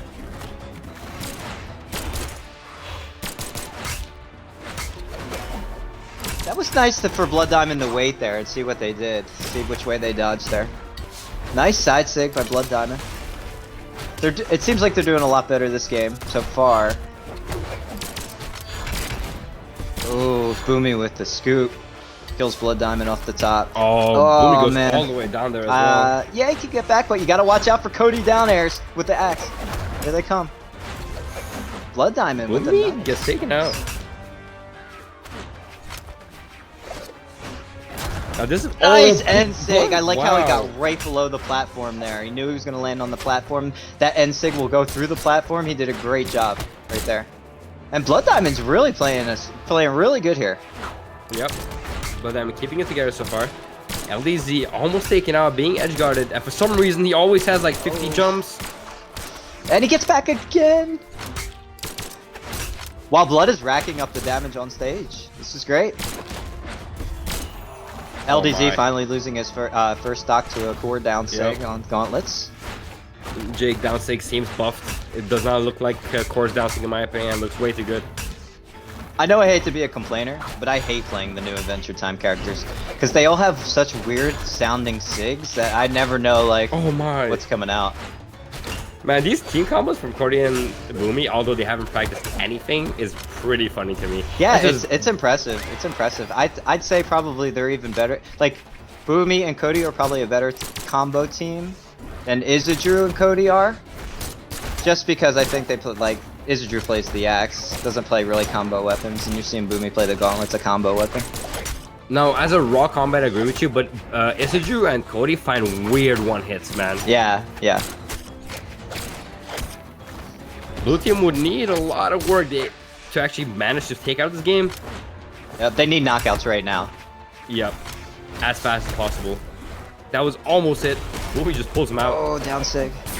LDZ with the recovery one. up the top on Cody. Oh, Just missed that ground pound Bumi did on LDZ. Bumi. That would have been that would have been it. Yeah, Bumi got the perfect spot dodge when he was down there and does not manage to get down on ground pound, but that was still very clean. Oh, wow. Gravity cancel. Oh no.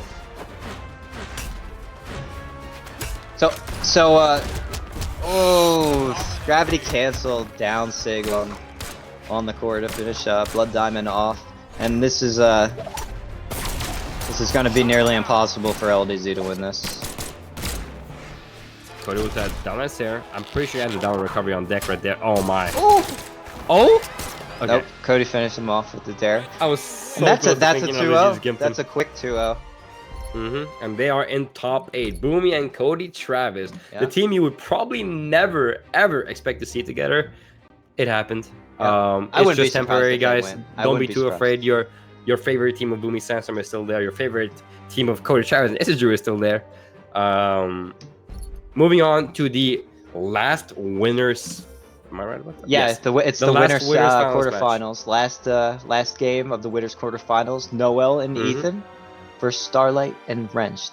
Now for Noel and Ethan, this will be a big test for them. Yeah. This is probably what they're waiting for against a really, really good team. Can they beat out a team that has been teaming for a little bit now? They're not that old, on their Starlight first and Wrenched, tournament. but yeah, like they're not that Still new, 3 but months, roughly 3 months. 3 months. But they're a really, really good team, so this is going to be a big test for them.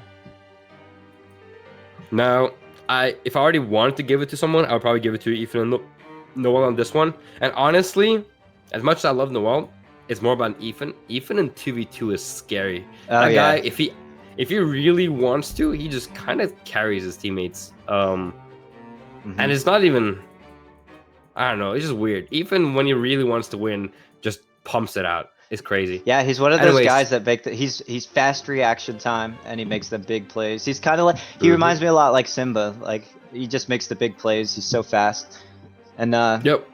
I think that's why he's so good at twos because he's like. He's also, and he's less riskier though. Like he knows when to not take the bad choices. Which I'm noticing for that Ethan. He always takes choices that are less risky to. If he does mess up, he probably won't get punished as badly as someone like Simba would, because if someone like Simba messes up, they're always in like the scary places of where you don't want to be, aka the bottom of the stage.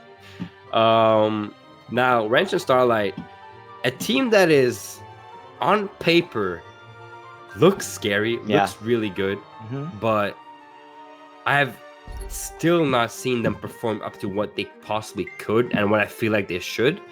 Starlight has always been very good in 2v2. That has always been his main game mode. And besides that, you also have Wrenched, who is probably, arguably, a top 3 1v1 player no matter where. Yep. So not seeing Wrench and Starlight pop off as much as they should be kind of upsets me, but I wonder what's going to happen. Yeah, with this game. me and Steve took them out at CEO, and they were both pretty upset. And they know they should have done a little bit better there. But as they team more, they're only going to get better and better. I like how Wrenched wasn't known as a 2v2 player. I really like how he's teaming with Starlight, because I've teamed with Starlight in the past, and it's someone who, like, if you team with, he will teach you things in twos. Like, he will teach you what to do. He's a good coach. And it's good that Wrench is playing with him, because he might make Wrench into an all-star at twos. And he's already, just in that short amount of time that he's been playing with Starlight too, he's gotten a way better At least I feel. Indeed. No, I agree. Wrench definitely changed. And there was a time where Wrench teams with Taibo, and he actually plays the best 2v2 of his entire life. Yep. I'm just like, where is that Wrench with Starlight, man? 3, 2, 1. Anyways, Wrench on that board bar, not playing it serious. Yeah, interesting Kinda pick. interesting. Very interesting pick. I will never be happy with Wrench going off of anything but guitars, because that truly is his home. And if there's a player that can make guitars work really well in 2v2, it's definitely Wrench. Yeah, it would be Wrenched. Now I'm super surprised that he's on this board bar too. And Starlight playing that Sidra, oh my, getting these nice combos, combo. dude. Cannon. Starlight has been playing Cannon for a slight bit now, and I genuinely think Sidra is one of the better Wrench Cannon with the legends. side Yeah, Sidra's great. Very. And Wrench Stomp? GC Stomp with the Sair? Interesting. A little bit of hammer knowledge, huh? Yeah, Noel, surprising. though, with that ground pound. Now you said a little bit of hammer knowledge, but then a little bit of what he doesn't know about hammer. Do you see what he tried to do there? He tried to recover a ground pound, which is something that you never really want to do. Like, I don't put myself in that position. Even with hammer, even though how strong the recovery is, I'm not contesting a ground pound. I think it depends. It's just that, I mean, the risk reward is kind of skewed sometimes. It's got to be perfect. Not in your favor. It's got to be perfect with it. Ethan trying to get that game. I mean, that red KO on Starlight does not. What? Ooh, that was Ethan really follows nice. up Noel's Sair with recovery. I wonder if Noel's Sair would just kill them outright because of how high the force was. It probably possibly. would have. Yeah. Wrench. Oh, Ethan stomping out Starlight's Sair with his own weapon toss after knocking Wrench down. Ethan's awareness of multiple directions and multiple players at the same time is really admirable. Yeah. So what Wrench has got to do is let Starlight kind of take the lead here, not lose his stock. Same thing with Ethan. Ethan kind of needs to let Noel take the lead. Yep, gets it, but down there is not enough to KO him though. And Starlight's doing a great job of racking up damage this game. I'm not sure if you noticed. Yep. Pretty sure he already has a major brunt of the damage. Nice snare. Ooh. That That neutral man cannon just there hits has some everything. force. That kills. It's like really good move. Starlight, neutral light, still not enough. Weapon Nice toss, that is weapon 100% throw to it. finish. Now the blue team is in the lead. Starlight needs to conserve this stock, get some damage, and I think they have this game right here. If Wrench can kind of not take damage too a little bit. Oh, Nice. Starlight. Some weird hits here and there because it kind of hit awkwardly, hit one player but not the other, so he wasn't sure if he was going to follow it up. Ethan being hunted, man. Starlight makes it back. Yep. Sair, Eight making it back from that. Very, very close game. Dead even. Ethan needs to survive here while Nice. Noel just takes it off. But wow, these weird conversions, man. Starlight has been very impressive this game. With this cannon. Yep. Oh no. Oh wow. Noel trying to go for that side sig and now just a punish. Side sig. I can't believe that Ensig didn't hit his partner there. Like, Starlight kind of just like went through that move. That was weird. Oh my, Noel just moving, man. He doesn't care. Noel actually just walked in front of Wrench's face without dodging. Wrench recovery was heard. He used recovery. They're both. Oh, nice Ethan. edge guard by Wrench. He's dead. This is very doable though. Wrench is super, super low. What? Oh no. A little bit of team damage. Uncharacteristic with Noel not Oh, getting the KO on no. Wrench, but Noel knocks out Wrench. And this is going to be hard now for Starlight because Noel is the 1v1 player here. Yep, and Noel 100% knows how to win that sword ditto, Yep. but he swaps it up for a bow! Oh, and he misses. He Starlight? misses the Sair. Gets a share? Okay, alright. Oh. He is so lucky that he got that last Sair. And I said Starlight was racking up the damage. The kid got 727 damage that round. Wow. And it was mainly with the cannon, so kid can play a cannon. Noel uncharacteristically throws away his sword at him, picks up the bow instead. That's just weird. I feel like Noel, out of every player in this game, would love the sword, Ditto, the absolute most. Yes, no, the sword is Noel's knockout. Like, that's what he uses to knock out. So that is a bit interesting that he threw it there. Maybe he was just trying to get neutral in on him. Yep. So game 2, Ethan and Noel are down here. New game, same map. Ethan not finding weapon, and Starlight with these combos, dude. Also, if Noel loses, you know they're going back to the same map. It's a pride thing with Noel. He always got to beat you on the map you just beat him at. It may be his only downfall out of like anything. Like, that's his only downfall I see in that guy. I don't think it's necessarily the map that he wants to go back on the map. I think it's more like he just thinks that it wasn't the map's fault. Yeah, so he's maybe, like, maybe. So he doesn't want to swap. He doesn't want to change it up. So we're seeing another really close game. Yep, very, very close. This might be one of our closer games today. Yep. Ethan with the recoveries on Wrenched. I'm just so surprised that Wrenched is doing great on the spell drawer at the moment. I've never seen Wrenched on Hammer. And Ethan using that Hattori down stick on speed to get a KO. Very nicely. Oh, Noel knocks him out of the side stick. Ethan had a kill there. That was so funny. So originally Noel hits the downlight, which sets him up into Ethan's side stick, but Noel auto confirms it and goes for the side air anyways. Yeah, he side aired him out of that. Now that's something Noel's got to practice, like knowing when to let his partner go with it and when to when to go himself. I mean, even then, at that point, I'm surprised he didn't just recover him. Yeah. Oh We're seeing Starlight stick a that. little bit more on the sword here. When he was doing a lot of damage on the cannon last game. So. Oh, once again. Nice this recovery. Time Ethan gets the downlight and Noel gets the recovery from it. Yep.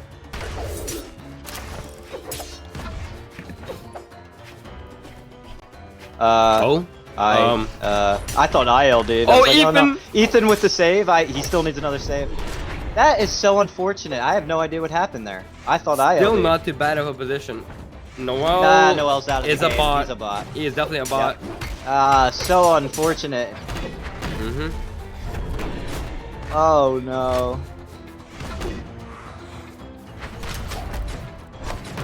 And he's still a bot.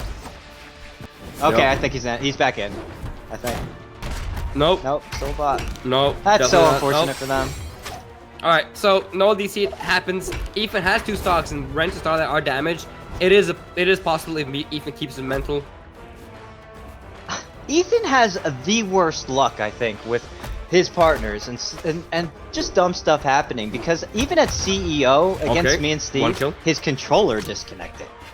Like and we took the match. I mean, you got to take it, but I just felt so bad. He has the worst luck, that kid. It's fine though because I am pretty sure Ethan is the player to be able to do something like this, man. Yep. And Starlight and Wrench, like, genuinely do not have the best 2v1 in the game, man. These players hit each other a lot. Yes, they do. I've noticed that too. This game, they've hit each other a ton. Downlight's there. Weapon toss anywhere? Nope. No weapon tosses. Keeping calm. They're playing it pretty safe by His just downlight. staying off stage here. Oh, God. Ooh, jumps right into the down signal. Ethan kind of choked that a bit. Recovery is a bit too early. Hits the edge because of it.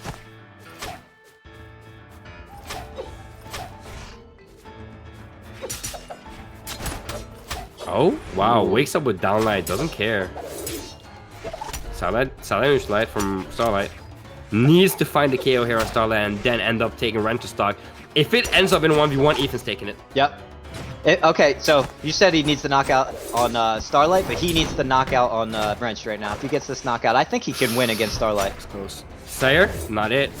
Oh, he just missed. He did read it as well. He did read that dodge. He went for a multi-hit move trying to get past the dodge, but wow. Downlight, Sayer. Oh, he's dead. With the ground pound from Cannon. And that was just unfortunate for the red team there. Very commendable attempt. Ethan got 664 damage. That's so unlucky. Very, very, very commendable attempt by Ethan. Yeah. Very possible, but Starlight and Wrench move on. This is Brawlhalla. You can't just wait until the other person connects back. You never know why someone disconnects. And honestly, I'm pretty sure 90% of the community would take most of those matches. Yeah, you have to take games that, I mean, it's what, the first 10 seconds where you can fall off, and you just take those. So, how unfortunate, but it is what it is. So we saw 2-0 from Wrench and Starlight, and they are done for the day. We're going to actually see more of Noel and Ethan, though, later on. Indeed. They are still not out of it. They are in the loser bracket, and now we are playing out the entire loser bracket until we get to top 8 for the sweet, sweet best of 5s tomorrow. We're moving on. We will see a team that we saw earlier, and a team that I feel like saw both of these teams earlier. Honestly, both of these teams are teams that I predict could do really, really well if only they just click together more. Hasin and Cosolix. Hasin showed himself to be an incredible player and does not surprise me if he does super well in this game. But on the other side, you have Pugsy and Khui, who individually had one of their best performances of all time as CEO's last LAN, both in 1v1 and 2v2. Yep. So, without further ado, maps are banned, Shipwreck Miami Dome, Brawlhaven is up. We see their characters, we see the legends, we see everything. We are going into it on Brawlhaven. Cosolix Hasin versus Pugsy and Khui. Yep. Now online, I think I give this one to Cosolix and Hasin, but we'll see. Khui is good online too. I would have to agree. The issue is Pugsy so far has not seemed to be at his absolute #1 form as we know him. Maybe he gets through it now. We will have to wait and see for it, but Hasin, dude. Khui is racking up the damage on Hasin right now. Hasin neutral sig does not end up killing him. Neutral hitting sig a lot is of neutral scary. sigs, dude. Hasin hits a lot of neutral sigs, more than most doors that I've seen. Yep, and that was great for Cosolix to know that his teammate wasn't that red to go for that side air right there. Perfect. So we're seeing the red team up by quite a significant amount right now, and they're still just doing so much damage to the blue team. There we go, side sig by Khui. Khui with that stomp into what? Missed the air, but was quick enough to know that if I miss this, I'm just gonna recovery him. That's a casted thing, dude. You can just toss out 2 moves. Team combos. Nice combos. Just two hit string. Khui, man, racking up damage. But and here goes Cosolix. Red team.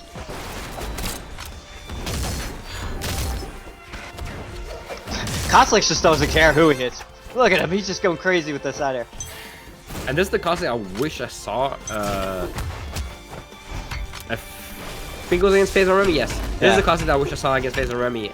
Seems more back to form the Cosolix that just attacks left and right, doesn't matter who it is. Oh, this just knockouts But left it's and right. almost even. So we're dead even.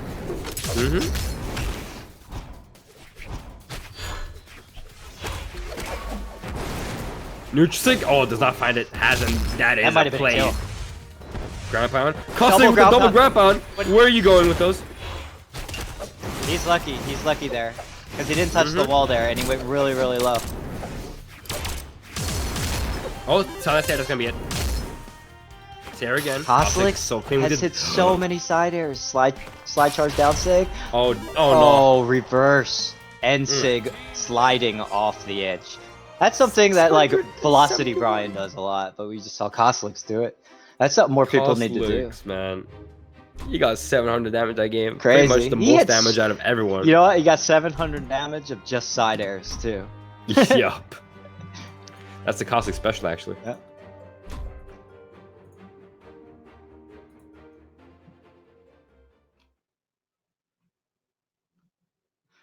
All right, so we're seeing a switch from Pugsy here, and Khui switched. So Khui was on the Cassidy, switched to the Hattori. Pugsy was on the Budvar, switched to Sentinel. I think Sentinel is really, really strong this recently too. I 100% agree with that. I think Sentinel is very, very underrated. Yeah, definitely. Criminally underrated. Has always been in my opinion.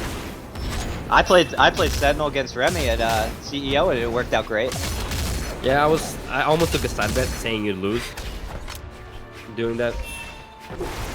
But the Sentinel was really, really good. Ooh, side sig doesn't hit anything. Okay. A little bit of Pugsy friendly kinda damage hitting from everything. Pugsy there. Knocks out, Khui's dead. unfortunate, knocks out Khui with that side air friendly damage.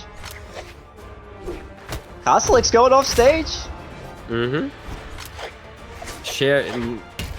Oh, that Nice. fast fall down recovery.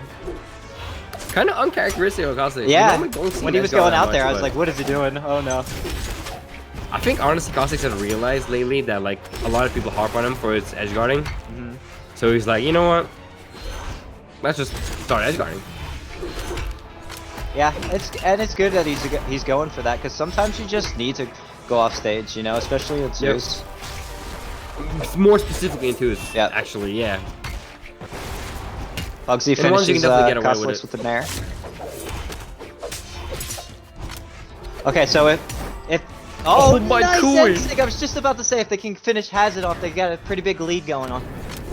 We got 2 hits into a really hard read. He jumped up there before it hasn't even done anything. Yeah, Kui's he's another really explosive player. Kind of reminds me of Simba a little bit.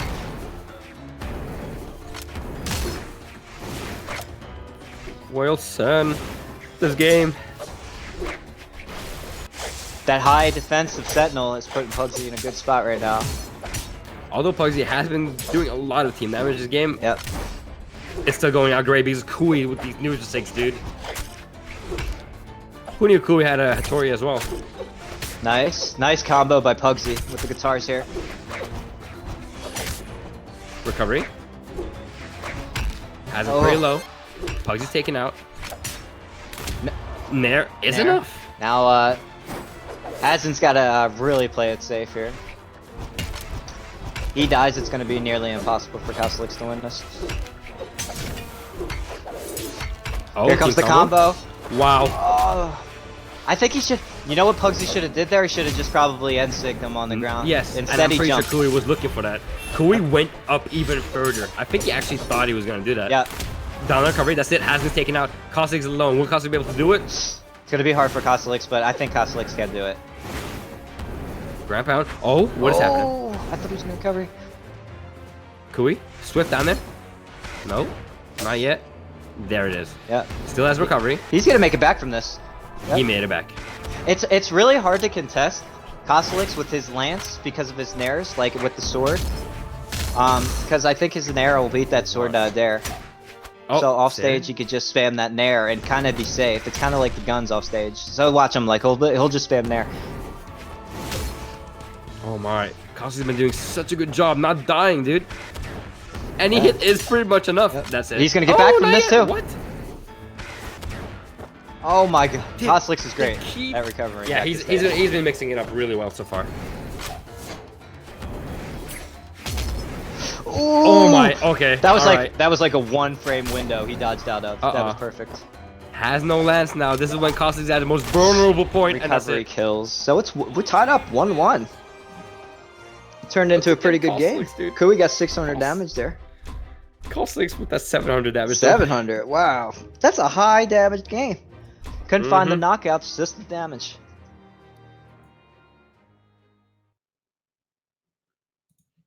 And I'm We are up- really glad Pugsy and Khui are taking games off of these good teams. And we are 1-1. Just like that. Khui gets the enemy weapon, Cosolix gets the enemy weapon. We just swapped it up, huh? Yep. Pugsy's doing great with unarmed here.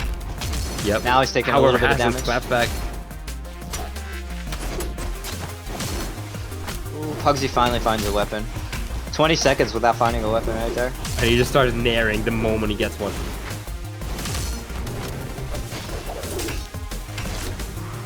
Nice. Nice! Neutral sig into Oh! Pugsy just hitting left and right, dude. Sair, nair, Sair, doesn't matter. Oh, nice snare to cover. Cider. Oh, Pugsy, you are almost ambitious. had that. That missed by pixels, that side air off stage with Pugsy. Stomp, Sair, dead. So Pugsy's doing a great job here. Now he's leading his team. Yeah, Pugsy came out of this game literally guns blazing with that. Yep. Guns blazing. Hammer blazing, I guess. So let's say Cosolix always makes it seem true, even though it's not. Yeah, I don't know. I can never dodge out of it either. It's one frame. I don't get it. May as well be true, right? Oh, Hasin team comboing Cosolix.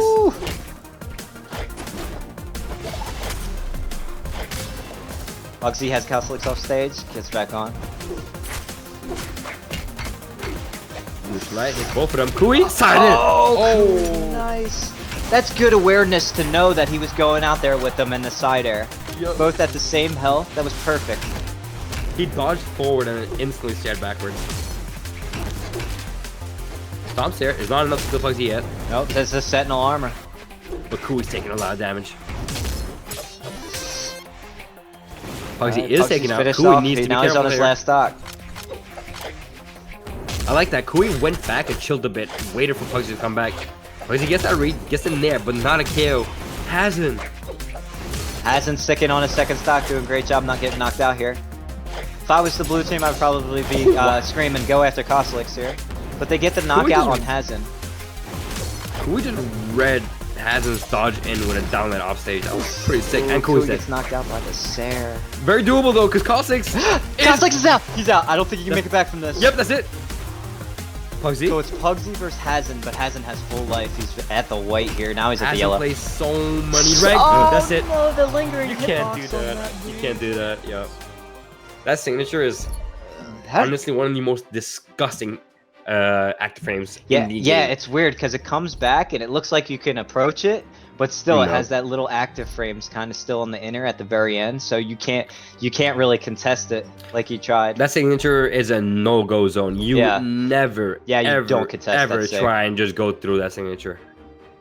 So we're seeing, so we just saw Pugsy lose, and Hasin Mhm. and Cosolix move into the top 8, so they're done for the Yep. day.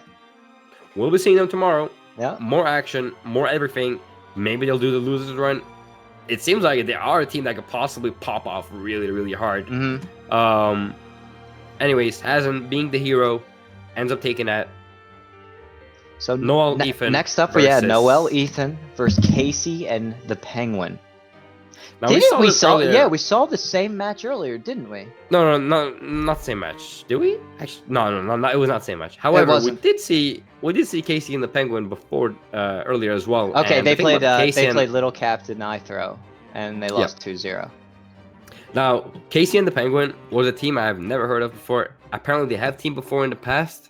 The Penguin is a player I've heard of many times. The Vrax legends are real, and I did see him at CEO. He did pretty well with Van Thurl, if I remember correctly. Yeah, they finished top 8, I think.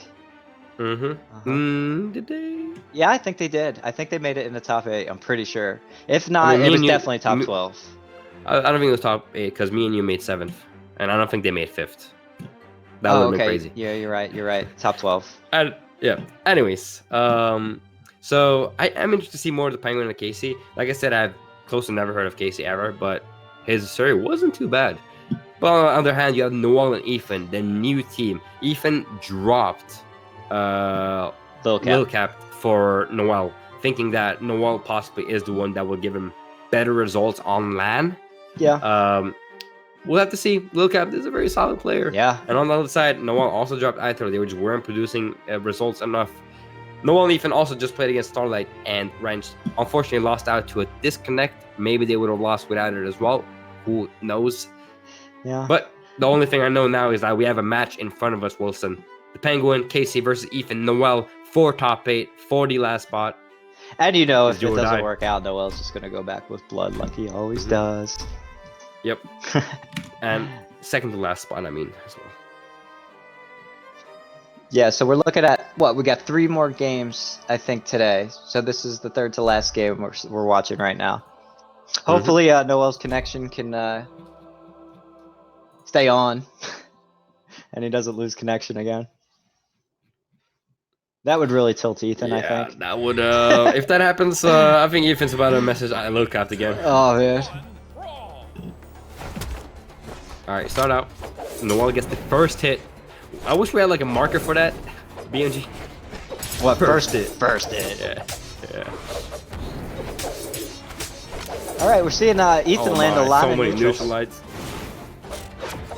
It's like the sword bread and butter. Neutralites, not downlight, but neutralites. Both of these players on the red team amazing at sword. Probably their #1 weapon, I would think. Maybe Ethan's might be spear, but still, he is amazing at the sword.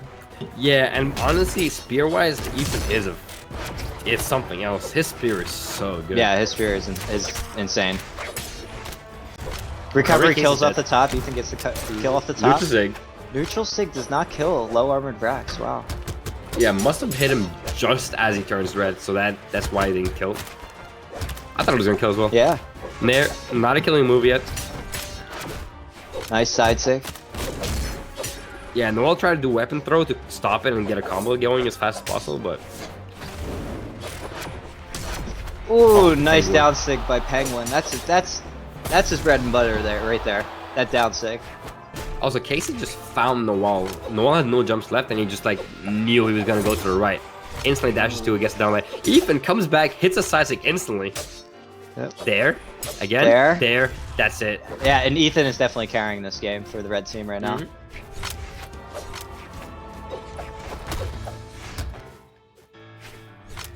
Okay, it's a little bit slowed down this game right now. Yep. And I love Ethan and Noel. Their movement is just so clean. So like they're probably one of the few teams in Brawlhalla that would just like use movement to make games slower instead of jumping around. Yeah, if you notice, they're doing a really good job spacing out from each other too with them swords. Like, because they know if they land that neutral light, the other one will be in perfect position. They're not getting near each other, which I really like. They're always staying a little bit separate. And Noel dying very awkwardly. I wonder what happened. I didn't even see that. Oh no! He wasn't. He's out again. No. Ethan is tilted. He's done. And yeah, he LD'd again. What a tournament for Noel. As we say, I mean, it's probably just a game ender right there. I wouldn't be surprised if he comes back and just says. I believe in Ethan. I believe in Ethan on this one. Oh man, poor Ethan. It's doable. Ethan has the worst luck in Brawlhalla. Worst between controller disconnects and partners disconnecting in online tournaments. It's just like, I just wouldn't team with him for that reason.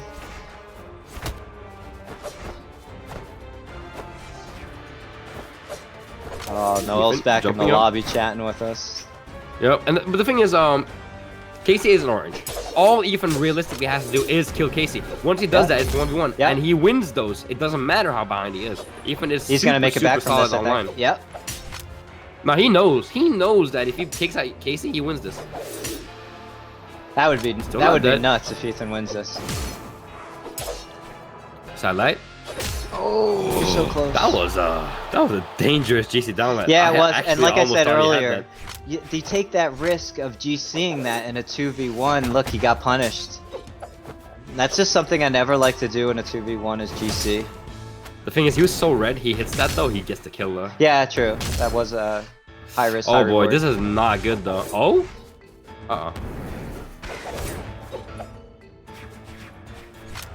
Gets the weapon. Needs to find his footing. Oh, grab on. Recovery. Which one? Walk up. Side sig. Nope. That's not looking good for Ethan here. He's not landing on attacks. Well. Yeah, he kind of is not looking too good right now. He's not moving well. Here it comes. Oh, he said. So we'll see what Ethan has to say here. Poor Ethan. Happens. He says, "Yikes." So, Noel is back in the lobby. It's like he's losing his connection for like 5 seconds and then getting right back. It's very weird what's happening to him right now. Ethan says, Noel, "Enjoy your top 8." I'm not sure if they're DQing here. Not sure. I think Noel's probably restarting his route or something like that. That's what it seems like to me. As we say that, however, the early game of the match, the Penguin and Casey not doing too bad. No. They were playing that hard until Noel disconnected. But I still think that Ethan and Noel were up when that happened. So. Yep. I mean, we can theorize as much as we want. Yeah. The game's happened. We don't know. I just say that I think I still find it a bit awkward. Ethan played so well on the second stock until he got on his last stock, and then he just like got hit for no reason. Yeah. He went from white to orange within 5 seconds. Yeah. I feel like Ethan should be able to win those out. Casey and the Penguin are great players, but the issue with it is that Ethan is a slightly highly caliber, and we have seen it time and time again that high caliber players manage to do these 2v1s. I've seen it from Viper so many times. Yep. I've seen it from Saw myself twice back in the today. days so many times. Yeah. Although, like, I wouldn't say the Penguin is that far behind Ethan. It's still insanely hard to do. Like, Ethan may be better, but Penguin is right on his tail, I'd say. It is very, very hard to win that 2v1. I think you're thinking about 1v1 though, because Yeah, Ethan in maybe true. 2v2 is surely something else. Yeah. Oh well, happens. I think honestly maybe it had more to do with Ethan's mental, just not having that strength to continue on, I guess. Mm-hmm. So we're seeing LDZ come in, see if he's replacing Noel. They are. I think we are changing a room. Changing a room. Okay. Yes, we are changing. We're changing rooms. I think they believe this room is cursed. I just got confirmation that the spirit of Ithro has actually hit Noel on this room. So we're gonna be changing it up. Hopefully, the other room is keeping Noel safe. All right. So we because got a room apparently- number in our Discord. Mm-hmm.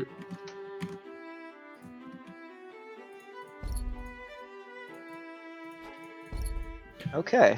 All right. So the new room number. Yeah. The new room number is 62543. Wilson. All right. I just said that out loud, didn't I? Yes. Thanks for the room number. Yeah. If the chat wants to join, they could all join. Anyways, moving on.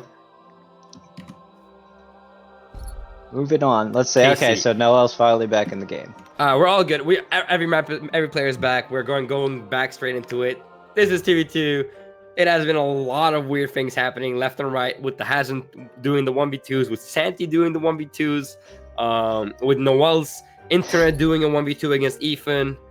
The story of today's the story of today's tournament has been 2v2s all along the board, except it becomes 1v2s all the time. Anyways, Ethan, Noel versus the Penguin. And I shouldn't have said the lobby. That's my B. No. And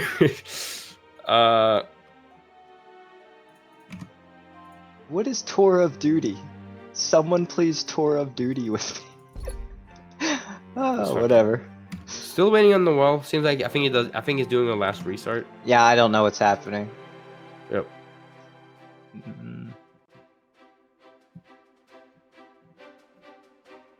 It's a 2F2 TF2. Okay. Okay. Yep. All right, so we're Moving just on. waiting for Noel to connect here. So let's look at some of the brackets. Okay, so we got in losers round 4 to get in top 8. We got Little Captain Ifro waiting for the winner of Poolit and Slime and Serenade and Darkghoul. Serenade and God. Darkghoul play them a lot in I have ranks. They're this- kind of scary. I have a story about that. So there was this voice call where Darkghoul was playing with Serenade, and then like randomly, Noel and Ezap specifically was like, "Dude, Darkghoul, why don't you play with Serenade?" And Darkghoul was like, "Why?" And then it randomly happened out of nowhere. Yeah. Darkghoul and Serenade are now teaming. Serenade's, I have heard that guy is really, really good at Oh, Team 2. he is. He plays Bodvar. I played him a lot a few days ago, maybe 2 days ago. He's really good at Bodvar. And Darkghoul, he beat me on Queen and I in, I think it might have been one of the championships I lost to him. Crazy. So they're a good team. I wouldn't be surprised if they win against Poolit and Slime, which is also a really good team. And then Yep. the other game we're going to see is LDZ Blood Diamond versus Tiffany and Parallel. Tiffany and Parallel, 2-1 Double Diamond Matt. Yep. Which And is before that, they pretty good. well, pretty it's cool. pretty funny because before that they took out your teammate who actually teamed with his brother. Oh man, Uh, Steve made it super. They lost like their first match. Do you know that? Like if you Mhm. look in their pool, like I went to see how he did with his brother, and they lost like their first or second match in pools, and they made it so far to. Oh my god, they were only 2 games off of winning into the top Yep. 8. That's crazy. So like Steve's brother doesn't play at all, pretty much, Yep. and they still got that far. That's crazy. And Shout outs to him. yeah, Anyways, I think we are good again. Nope, we No, are still Noel's- not good. We are still Noel's moving still on. not It's here. fine. Yep, it is still happening. Okay. Anyways, all right, we're getting I- worried. He's restarting yet again. you know what I'm excited for though, What? Wilson? Tomorrow, because Why? What's yes, tomorrow? today we got a little bit of a glimpse today. We got a little bit of a taste, right? We they gave us the sugar, but like the dessert is still there. Like everything is still ready, and that's like Phazon Remmy versus Simba Santi. Yeah. On the other side, Bumi, Cody versus Starlight and Orange. Yeah. And these are the winners matches. Still playing on loser. We still have a lot of matches for top 8, but tomorrow is equally juicy as today, if not more. I'm excited to see that Phazon Remy versus Simba Santi. That's always a good match to watch. And the Bumi Cody, I think Bumi and Cody are gonna take that pretty convincingly, but you never know. Anything's gonna happen in tournament. And just saying, guys, we are about to go in like 1 or 2 minutes max, probably. Noel's just restarting his game. He's getting it back now. How's Connections. everyone's day, though? Yeah. That's a better question. Yeah, How's everyone what's feeling? chat up to? Let me get in chat. I don't. Oh, yet another room lobby change. Okay. Now, the thing is, sometimes players get mixed up, but also casters do get mixed up at the same time. We are changing things up. We are moving from left to right. We are moving another lobby, and then we are going to go straight into the match.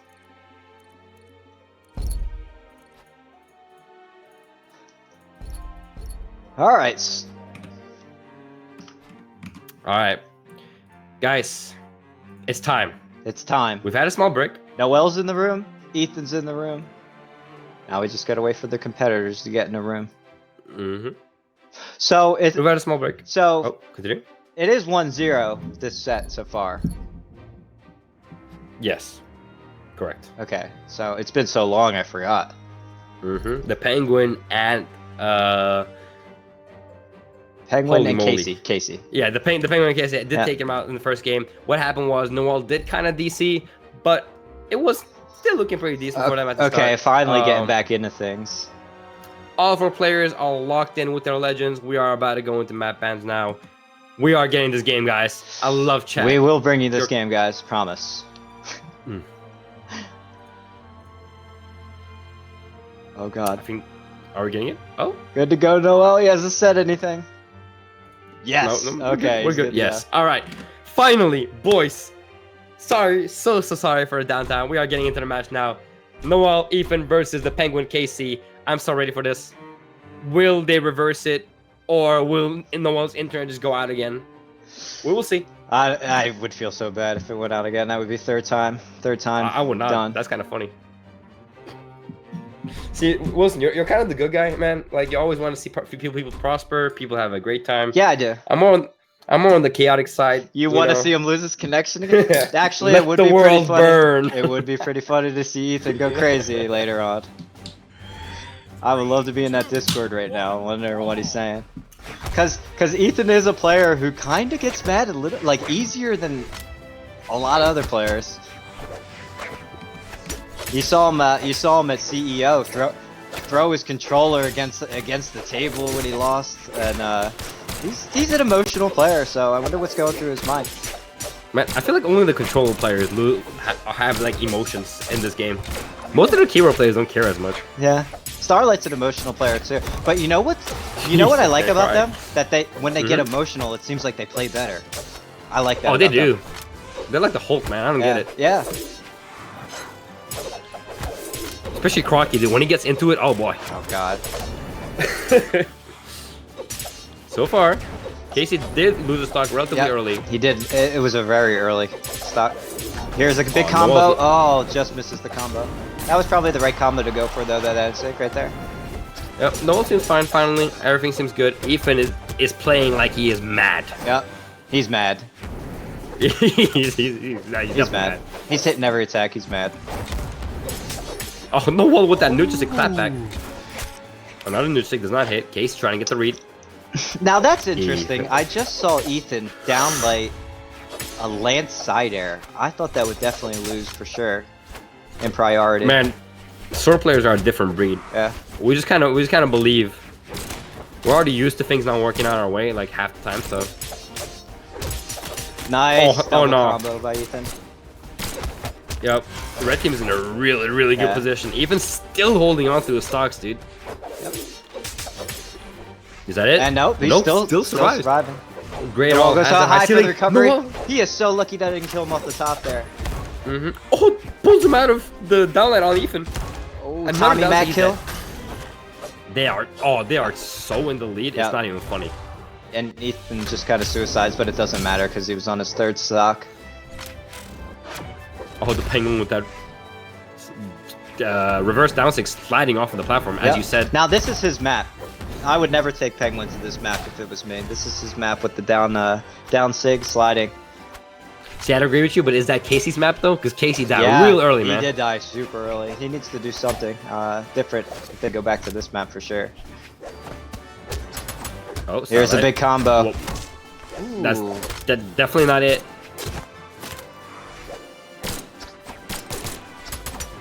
Sword and bow could be a little bit weird to combo with together.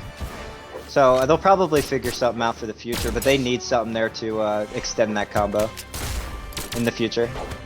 No, I think I've seen that combo, the bow spear combo. What he tried, Noel tried to do a down sig off of his sidelight, and then oh my, nice side Even sig. hitting the down air and Noel hitting the side sig at the same time. Getting that KO, that was Noel interesting. just needs one more game to get in top 8, and then he's done for the day. It doesn't matter if his connection goes out or not. I hope it can. I hope it does not go out here. Now it seems like they are in form. Noel looking very good as well, way better than he was earlier. Yeah, yeah. Noel played that great, but Ethan even played that better. I thought that game. Ethan did amazing his first 2 stocks. Side sig. Oh, Casey's so switching to the Ragnar, Anyways. and Penguin is switching to the Azoth here. Okay. 3, 2. I have so never really seen Casey play the Ragnar. This will be interesting. I always love it when both the players swap characters, not only one, because usually you just see one person like, I'm not feeling it on this character, I swap. And he's playing my skin too, so he's bound to do better this game. Is that how it works? Yeah, that's how it works. Ethan kind of just hunting the penguin right here. Oh my.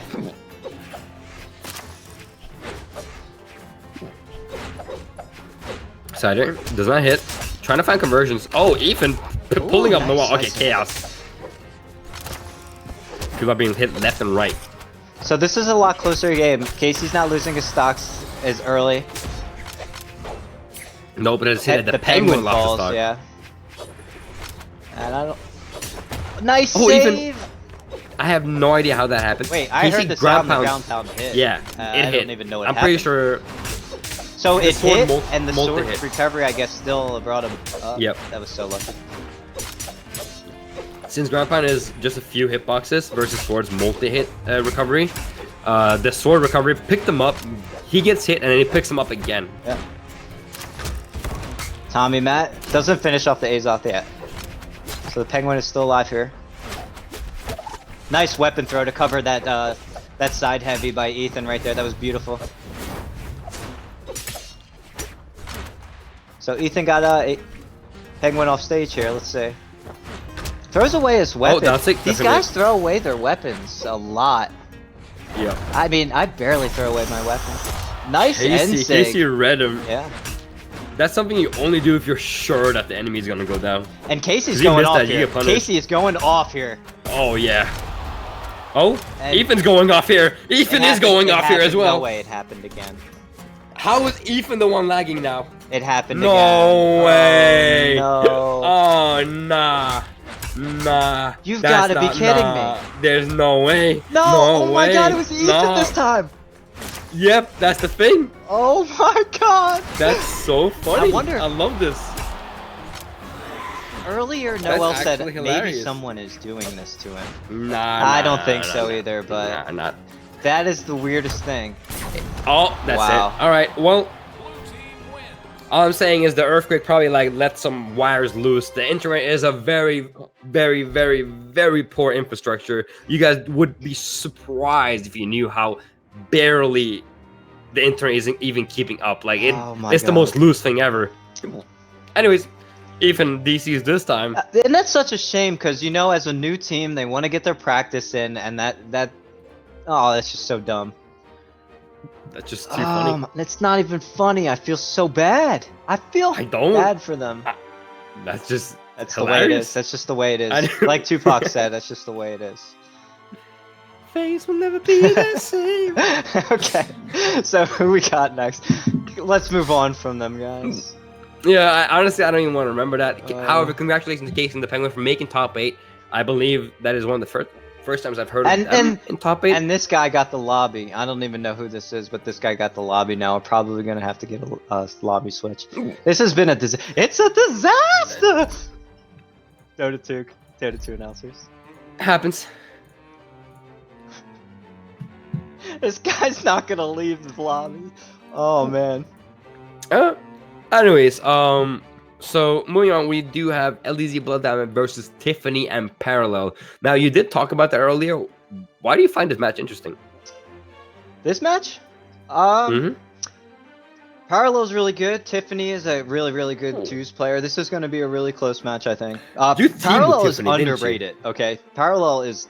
I think he's a beast, especially on the orb. I think you're going to see an orb from him, maybe a dusk, and he's very underrated player. I think with Tiffany, they could do very well. I wouldn't be surprised if Tiffany and Parallel win this.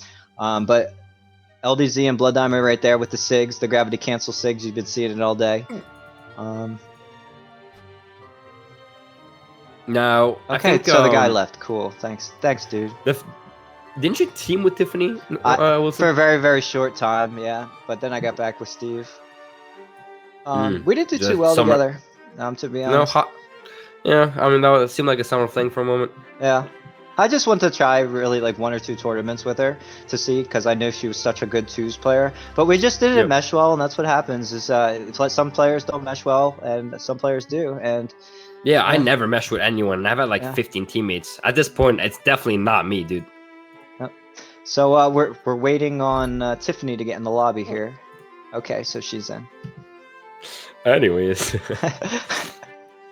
All right, looking like we're getting into next game. We got 2 more games. And over Poolit and Slime ended up taking Serenade and Darkwool 2-0. So they're moving on. They're going to be playing Caps and iThrow. Although we were talking about Serenade and Dark Ghoul, like you said, Poolit and Slime, man. Oh yeah, they could both play. You had to play, didn't you? Have to play Poolit and Man, shh. Yeah, didn't he do really good against the 2? Shh. I think he got a highlight on you. Wilson, What? stop. What? Do you want to be my friend after this cast? Yeah, maybe. If you tell me what happened to Poolit, I'll be your friend. We're good. Yo, look at the game, dog. Anyways. All right, so we got 4 Ragnars going at it here. And one of them has a fire podium. That is actually really good. Yeah, that's nice. I didn't know the Hellboy podium actually did that. Yeah, I thought it it was glows just fire. I have that. That's- It's really nice. It's the best You podium. do? It's the best podium in the game. Yeah. I didn't know it had animation like that. Anyways, we have 4 Ragnars. Why not? Yeah. Blood down with that GC News class start. Not optimal, but I don't care because I'm not the one playing, obviously. 2 mechas. You got 2 mechas, a regular Ragnar, and the angler fish Ragnar. There's not even a dragon, he's a fish. I mean, dragons, fishes, they're kind of the same thing at a certain point, no? I guess so. I don't know. Seen the Loch Ness? That's a dragon, dude. Yep. Alright, so we're seeing the Classic. blue team get off to a minor lead here. Oh, recovery off the top! Who was... They're all Ragnar, I gotta check the names. Tiffany with the recovery off the top. And another recovery off the top. MDZ. Tiffany Oh, really that hits can play down this there. Ragnar really Blood well. Diamond hits it down there to continue Tiffany's it. going crazy with the dares! Tiffany just killed everyone. Yeah, Tiffany just killed everybody. She's controlling this game. This is I'm- game Tiffany right here. In League of Legends, we'll just call it an ace because it straight up was. It doesn't matter if it was a teammate. We take those. Anything to make your stats look better, right? Yep. That's so weird because it started off slightly decent. Ooh, nice for combo. The blue team. Tiffany's just still going. on 3 Yeah. stocks. Look at the damage that she is putting out right now. This is insane. Carlo has LDZ off the edge. Can't finish. LDZ with a nice ground pound on Tiffany. Needed to. That was good on LDZ's part because he really needed to ruin her momentum. She had such good momentum going. All I'm saying is all those 3 dragons, they're like the slender sig. ones. It doesn't even ruin her momentum. She hits a side sig on Blood. And Jeez, LDZ's got to be super careful here, and he can't even be careful because just Tiffany is landing every single attack. Nice weapon throw by Parallel to finish off LDZ on the side. Nice little combo by Blood, got them both in that. Tiffany right now looking like Drogon from Game of Thrones, the main one, the big one, the stronger one. Well, I can't wait to see this damage. This is probably 750 damage. Oh my lord, don't do it to him. What do you think? I'm saying 710 damage. Oh, not as much as I thought, but still went crazy that game. But still, I mean, considering what everyone else did. 100 parallel with that 200. 8 from LDZ. Oof. There's this rule that we're talking about. Yeah. And it is whenever a competitive player does less than 200 damage, yeah, you clip it. You screenshot it. Yeah. It doesn't matter who it is. You should never be doing less than 200 damage. Never, ever. Now, the issue with that is, don't look at my past VODs and my replays, all right? That's all I'm going to say. Like, just move on.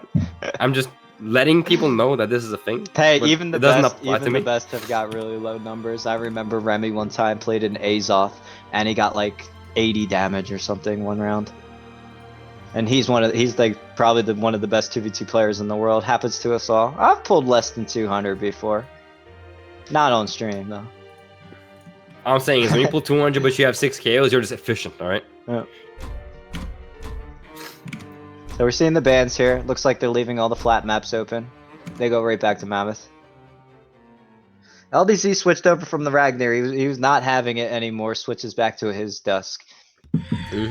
Can't be risking losing like that. Oh man, a lot of teams have been doing things they should not be doing. So somehow they got to shut down Tiffany's momentum. Yeah, so Tiffany played so well that last match. Yeah, it was her and her pretty much only that won. Yep. I mean, they didn't even get the KOs on her teammate. She was like, no, that's mine too. And Tiffany's already going with the side sig off the stage. Super impressive axe coming out from her. Now the thing about Orb is that it's actually a very hard weapon to play against both guitars and axe. So I wonder how these are going to do. Yeah, with this. Orb is a little bit tough to play against, especially as guitars. Parallel with the end sig off and kills LDZ off the top. Oh, a bit of neutral. Tiffany though gets that stare. It's gonna be hard. It's gonna be hard for Blood to get back on stage here. Oh, hits LDZ. LDZ hits him back. That was a little bit weird. I agree with that. You know, I think Blood did that on purpose to get a chase dodge so he could get up higher, but he didn't chase dodge up for some reason. Like he kind of just like dodged to the side. So Blood gets the chase dodge, but however, he actually ends up taking LDZ's recovery. So what happens is he goes down there, he's like, all right, you know what, never mind, kill me, because I don't want you to lose the fresh stock you just got. I know Blood did that on purpose too to get that chase dodge. They're probably saying LDZ's like hit me probably. Because it would have been he was out of options. It would have been probably an easy edge guard if he didn't hit LDZ there. There was so much downtime. Parallel was like, you know what, I want to hit something. Tiffany, come here. LDZ with the gravity cancel, not the time to do it. He's got LDZ off stage, and LDZ can't make it back. I think he could have got back there. Man, Tiffany and Parallel, honestly, looking like the most dominant game so far we have had. Yeah, out of all the tournament matches, this has been the most dominant. Not something I would expect, especially against a team like Blood and LDZ. I'm telling you, you can't sleep on Parallel. Parallel's so underrated, it's not even funny at this game.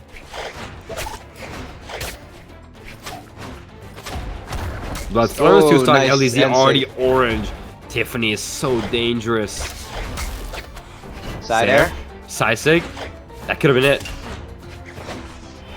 Tiffany just swinging with these big hits. Parallel gets Blood Diamond. Still alive. She's at like black health. All you have to do is blow on her, she'll die. But they cannot land the hit. Still can't land the hit. Well, another end sig. Tiffany's just going honestly, this is like a brand new Tiffany. I've never seen anything like this on Tiffany, and I've played so many games with her.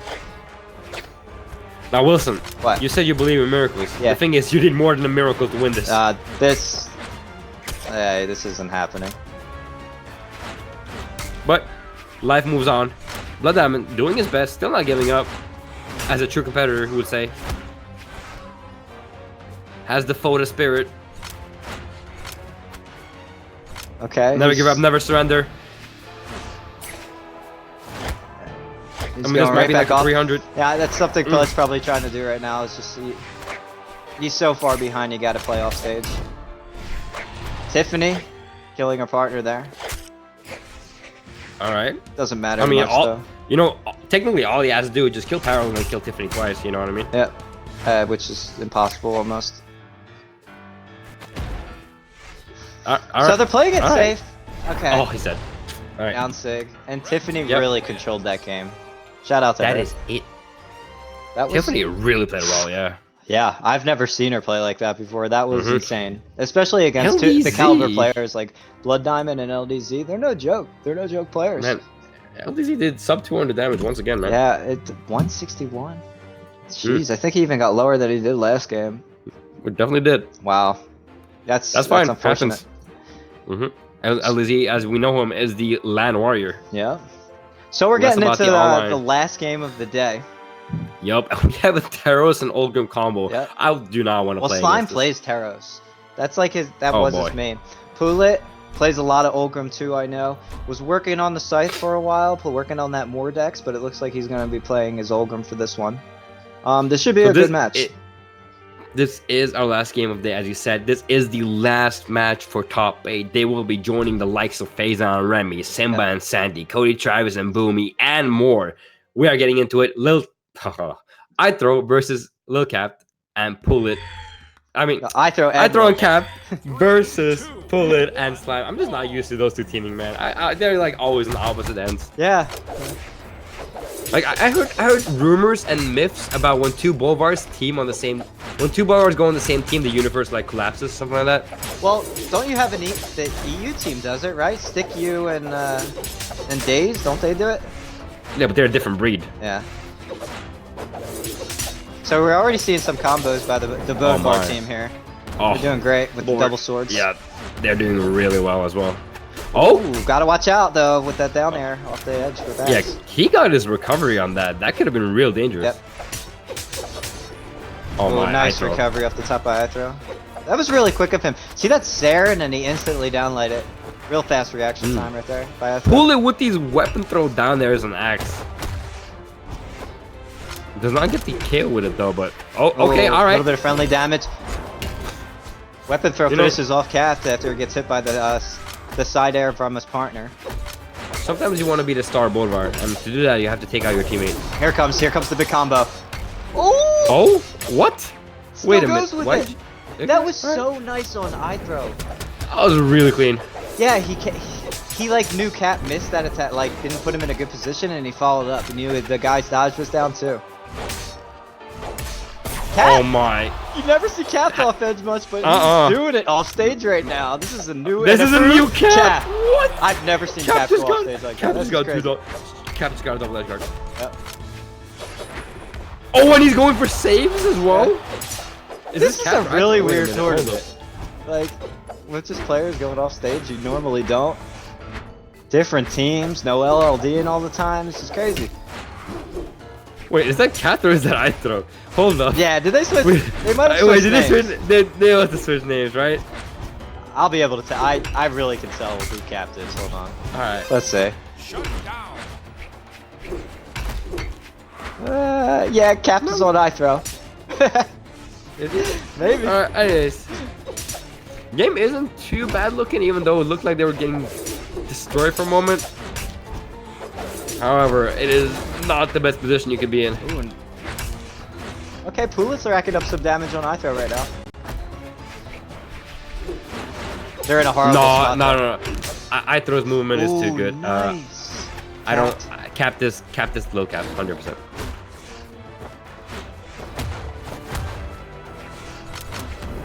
This team is great at following up each other already. I mean, new Yes, team and they're very. great at following up already. This is going to be a really, really good team if they decide to stick together. I think with time, this team would do Oh really, yeah, this really, is really a top well. tier team if they stick together for a little.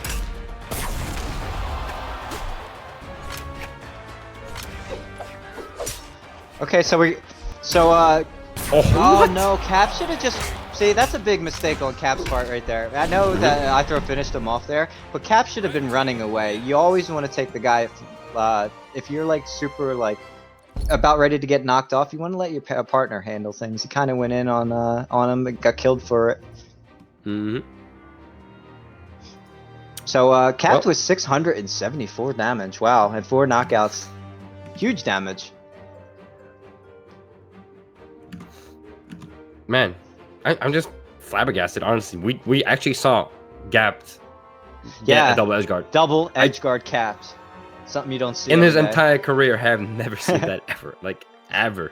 Like you see the occasional YOLO ground pound out of nowhere with hammer, because why not? Yeah. But a methodical double edge guard while he was waiting and being patient. I don't know. There's a new side of Capped that is being dragged out with his new teammate. So, Captain Ithro are listening right now. I want to see the game end by hammer down Sig into hammer down Sig. Let's do it. No player interference. It is fine. They can't hear it anyways. Poolit and Slime. Now, I feel like that game was just a warm up. I feel like this is a team that could do a lot better than what we just saw. Yeah, definitely. Definitely. We were seeing them get better and better by time, so let's see. Yeah, Slime's a more like kind of reserved player, and like last game it seemed like he was really they rushed him. It's a hard team not to rush and play fast, especially Ithro. You like kind of have to play fast because he's he moves very fast. So I think they put him out of his comfort zone a little, Slime, because he's more like more of a passive player.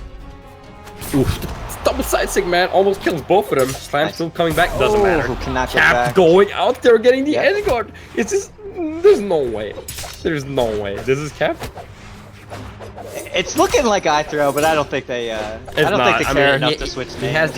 He has the avatar, so there's no way. Yeah. But it's just something's up, man. Here comes a big combo. It dodges down. Okay. What am I seeing? These guys are great at following up each other. Nice ground pound though from Slime. Finishing off Ithro, maybe yes. He's dead. Yes. Cap weapon toss. Nice Another weapon toss. He's 100% dead. Okay, so they brought it back a little. Now they need to find the damage here if they want to get back in this game. Oof. Stomp in this. Stomp there. Yeah. The classic, the special. Oh, This double they're so hammer is scary, man. They're especially so Zeus. scary. It's actually terrifying whenever they add double hammer. Oh, the down there into Nair. Well, they're still alive. Oh, he's not. Hammer's looking Cap like almost a killing douchebag. himself. Might have to I set know, him. right? Why are you not playing Santi? He has great signatures as well. Yeah, I don't know why. I was thinking about playing it, but There, neutral. Oh, the neutral at the bear. Cap, ground pound. Oh, he did it. ground pound. Oh, That's no. gonna be an ender for Slime. Yeah. Ooh, Poolit this has game a was domination steep hill. too. It wasn't as much as domination as last game, but this has been a domination. This match. This is Poolit has such a steep hill to climb. this is gonna be a scary team. Who did they lose to? Simba and Santi, Yeah. 2-1, and they put off. It was close. It was very, super very close. Came down to Santi, I think the last Santi hit. barely got that. Yeah. Don't you remember Santi barely got that 1v2? Yeah. Oh, Poolit. If there's ever a moment to be a hero, it is now, but There it is. Nice that's DI definitely up. not it. Nice DI up.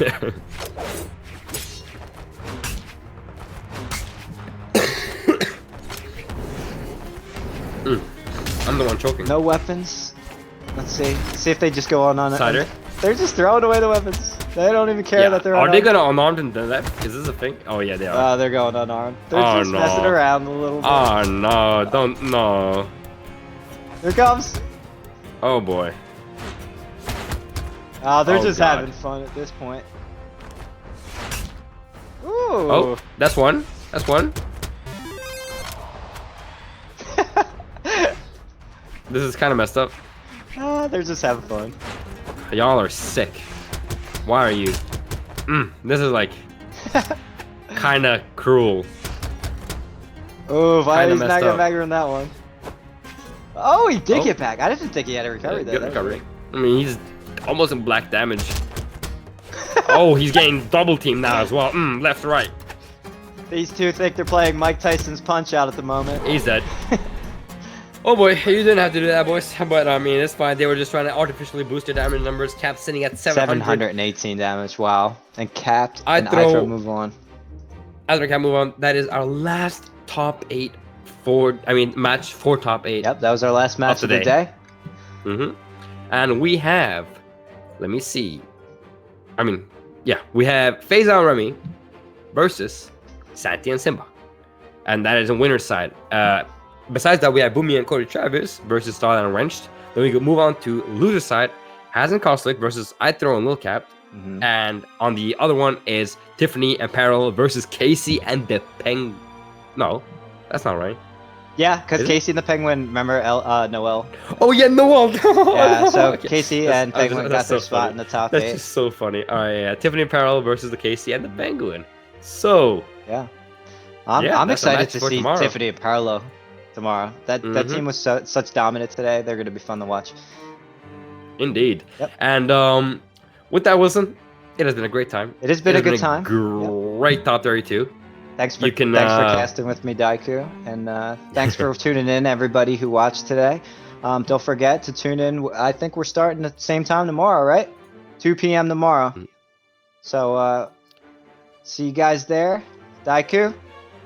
I'm out. See you. Thanks. That was Brawl to Beach NA.